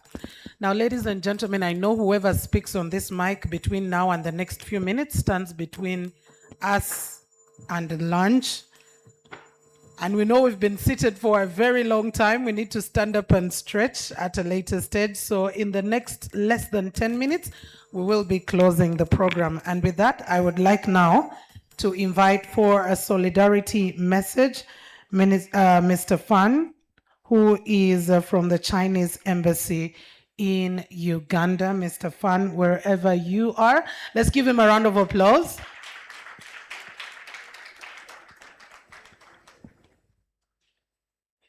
Welcome, sir. Please come through.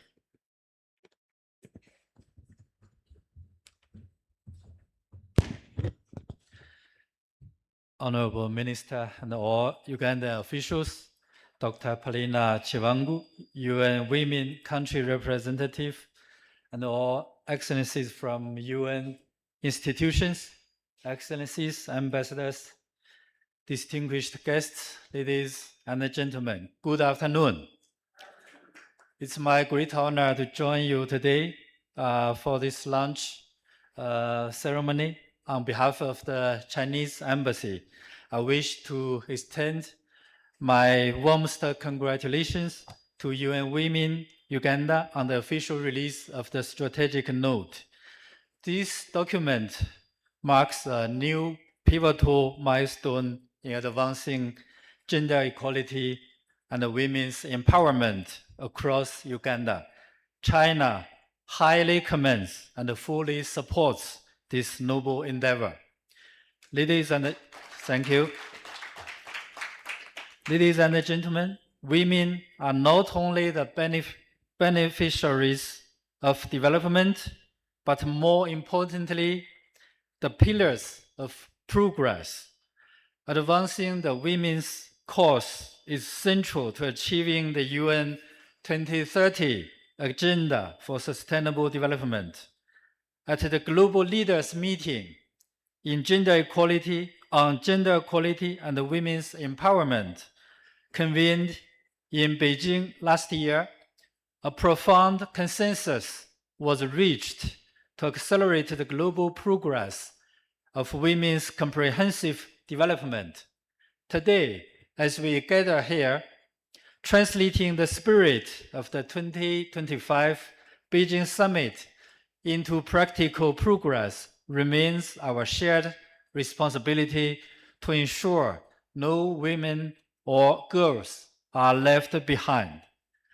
In China, gender equality is fundamentally embedded as a core national policy.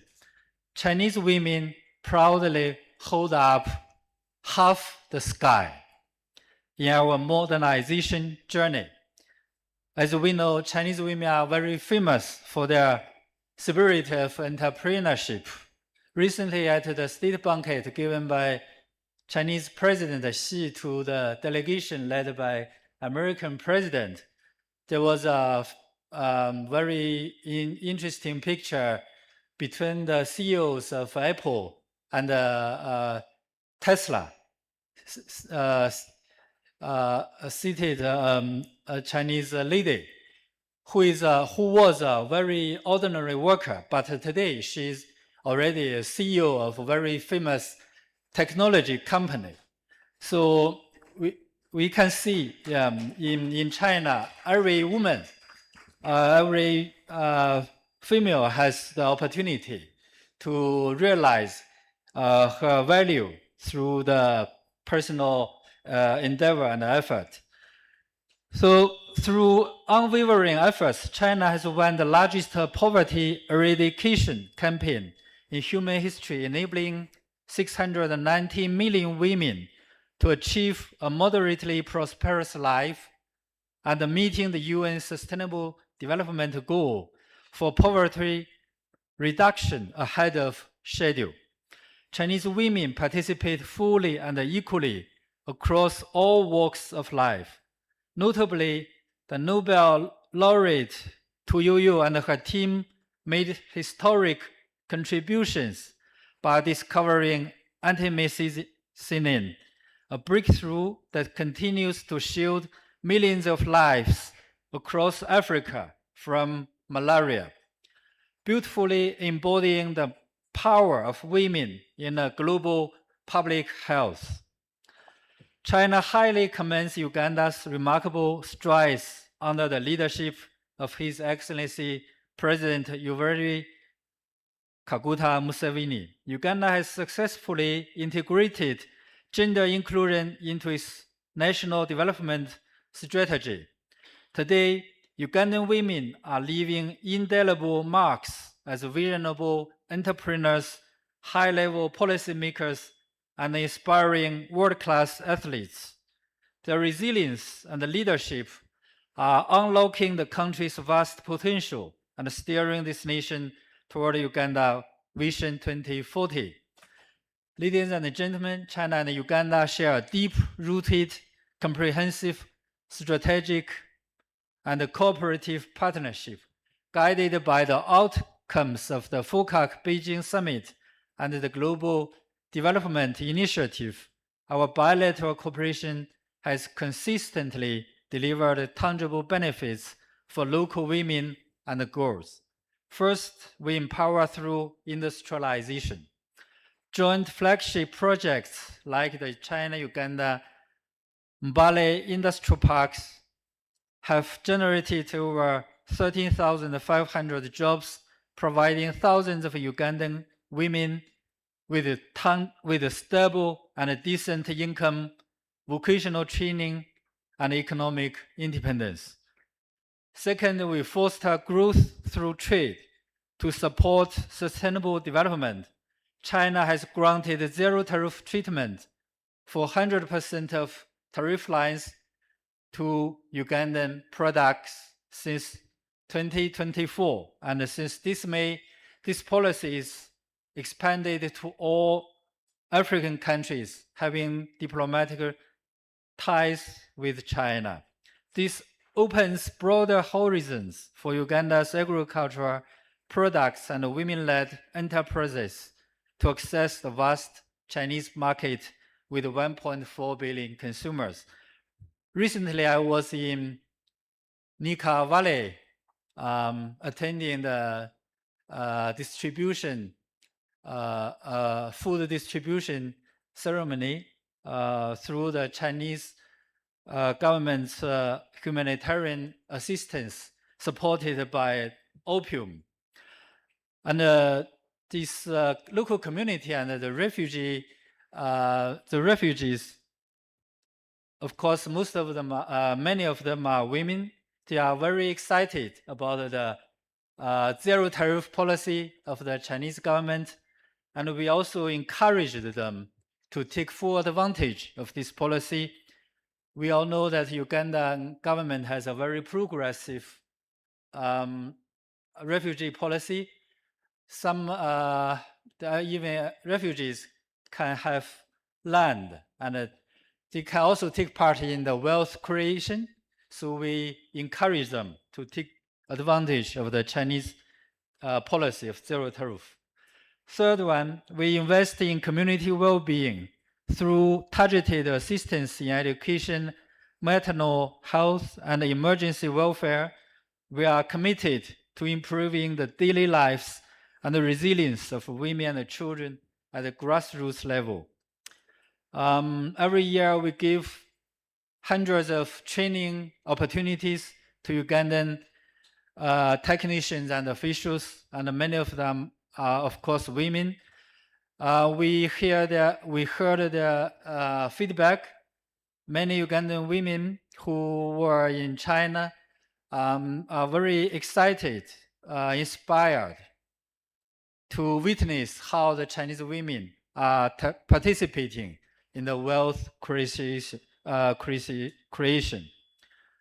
China remains a staunch defender of multilateralism, deeply values our partnership with UN Women and other UN agencies. As a responsible member of the international community and a standing member of the UN Security Council. To further global gender equality, we stand ready to actively align our cooperation channels with UN Women's expertise to create a greater synergy for women's development in Uganda. The journey toward true gender equality requires collective action and enduring partnership. Together with UN Women and all stakeholders, let us continue to champion the rights of women and girls and strive for a more inclusive, equitable, and prosperous future for all. I thank you all for your attention.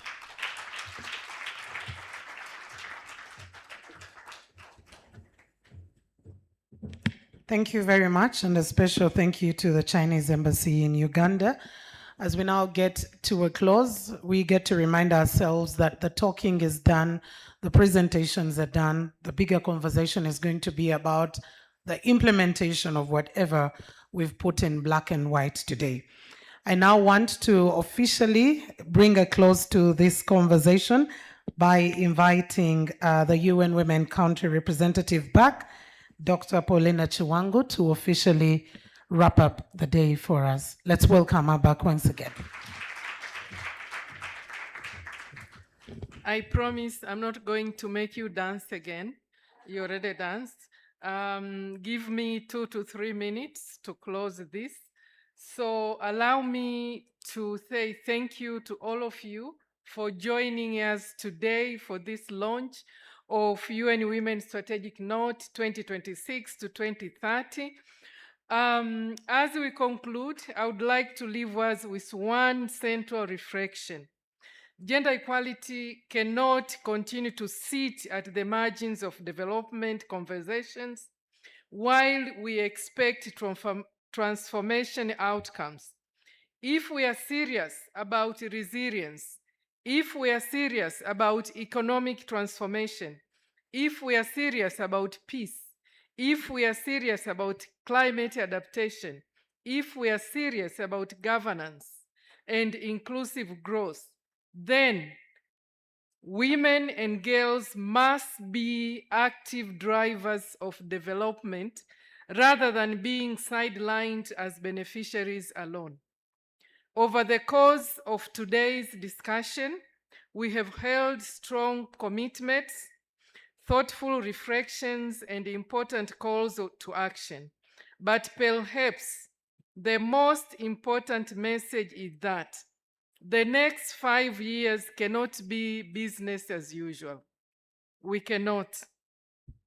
So the real test for us all, therefore, will not be the quality of this document that we have launched today, but the choices we make after today. What choices are we making?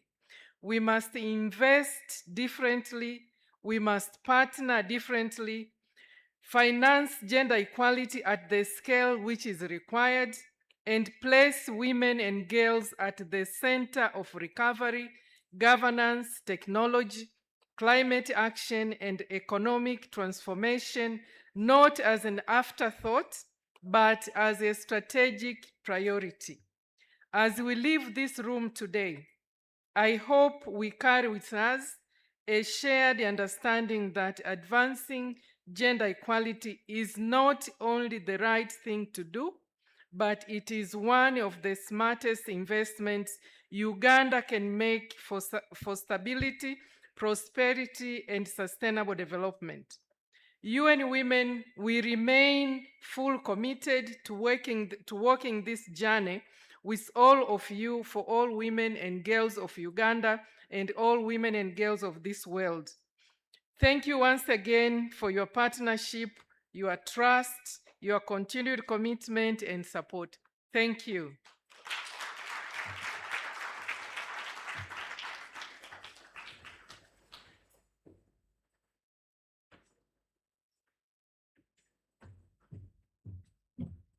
Yeah, that hand clap should have been bigger because, like she said, she would not delay and would not make us dance. But when we are dancing, we will be dancing to go for lunch. Ladies and gentlemen, thank you so much for sparing your time and honoring the invite to come and listen to the launch of this strategic note. What we'll be looking forward to is probably coming back either midway or after to say this is what we intended to achieve and we surpassed the targets and what our intentions were for this particular strategic note. Like we've all said, the talking is done now, the action gets to start after this. We'll be having our lunch in the restaurant, so as you step out, the restaurant will be to your right. I will request the members of the Diplomatic Corps, please, and all our partners, please feel free to sign, append your signature at the note that is right outside. It's right outside on the way out to your lunch, because we couldn't have all the time for everyone to sign because we were short of time then. We're 33 minutes past the time we were supposed to be concluding, and I can only say, may God keep you safe as you get back, and also have a blessed lunch. Thank you so much for turning up for God and my country.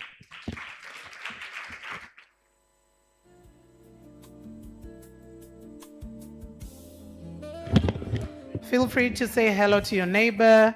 Feel free to pick up any information that you may have not gotten as we go to have our lunch, until we get to meet again as we work on the progress of achieving the aspirations in this strategic note.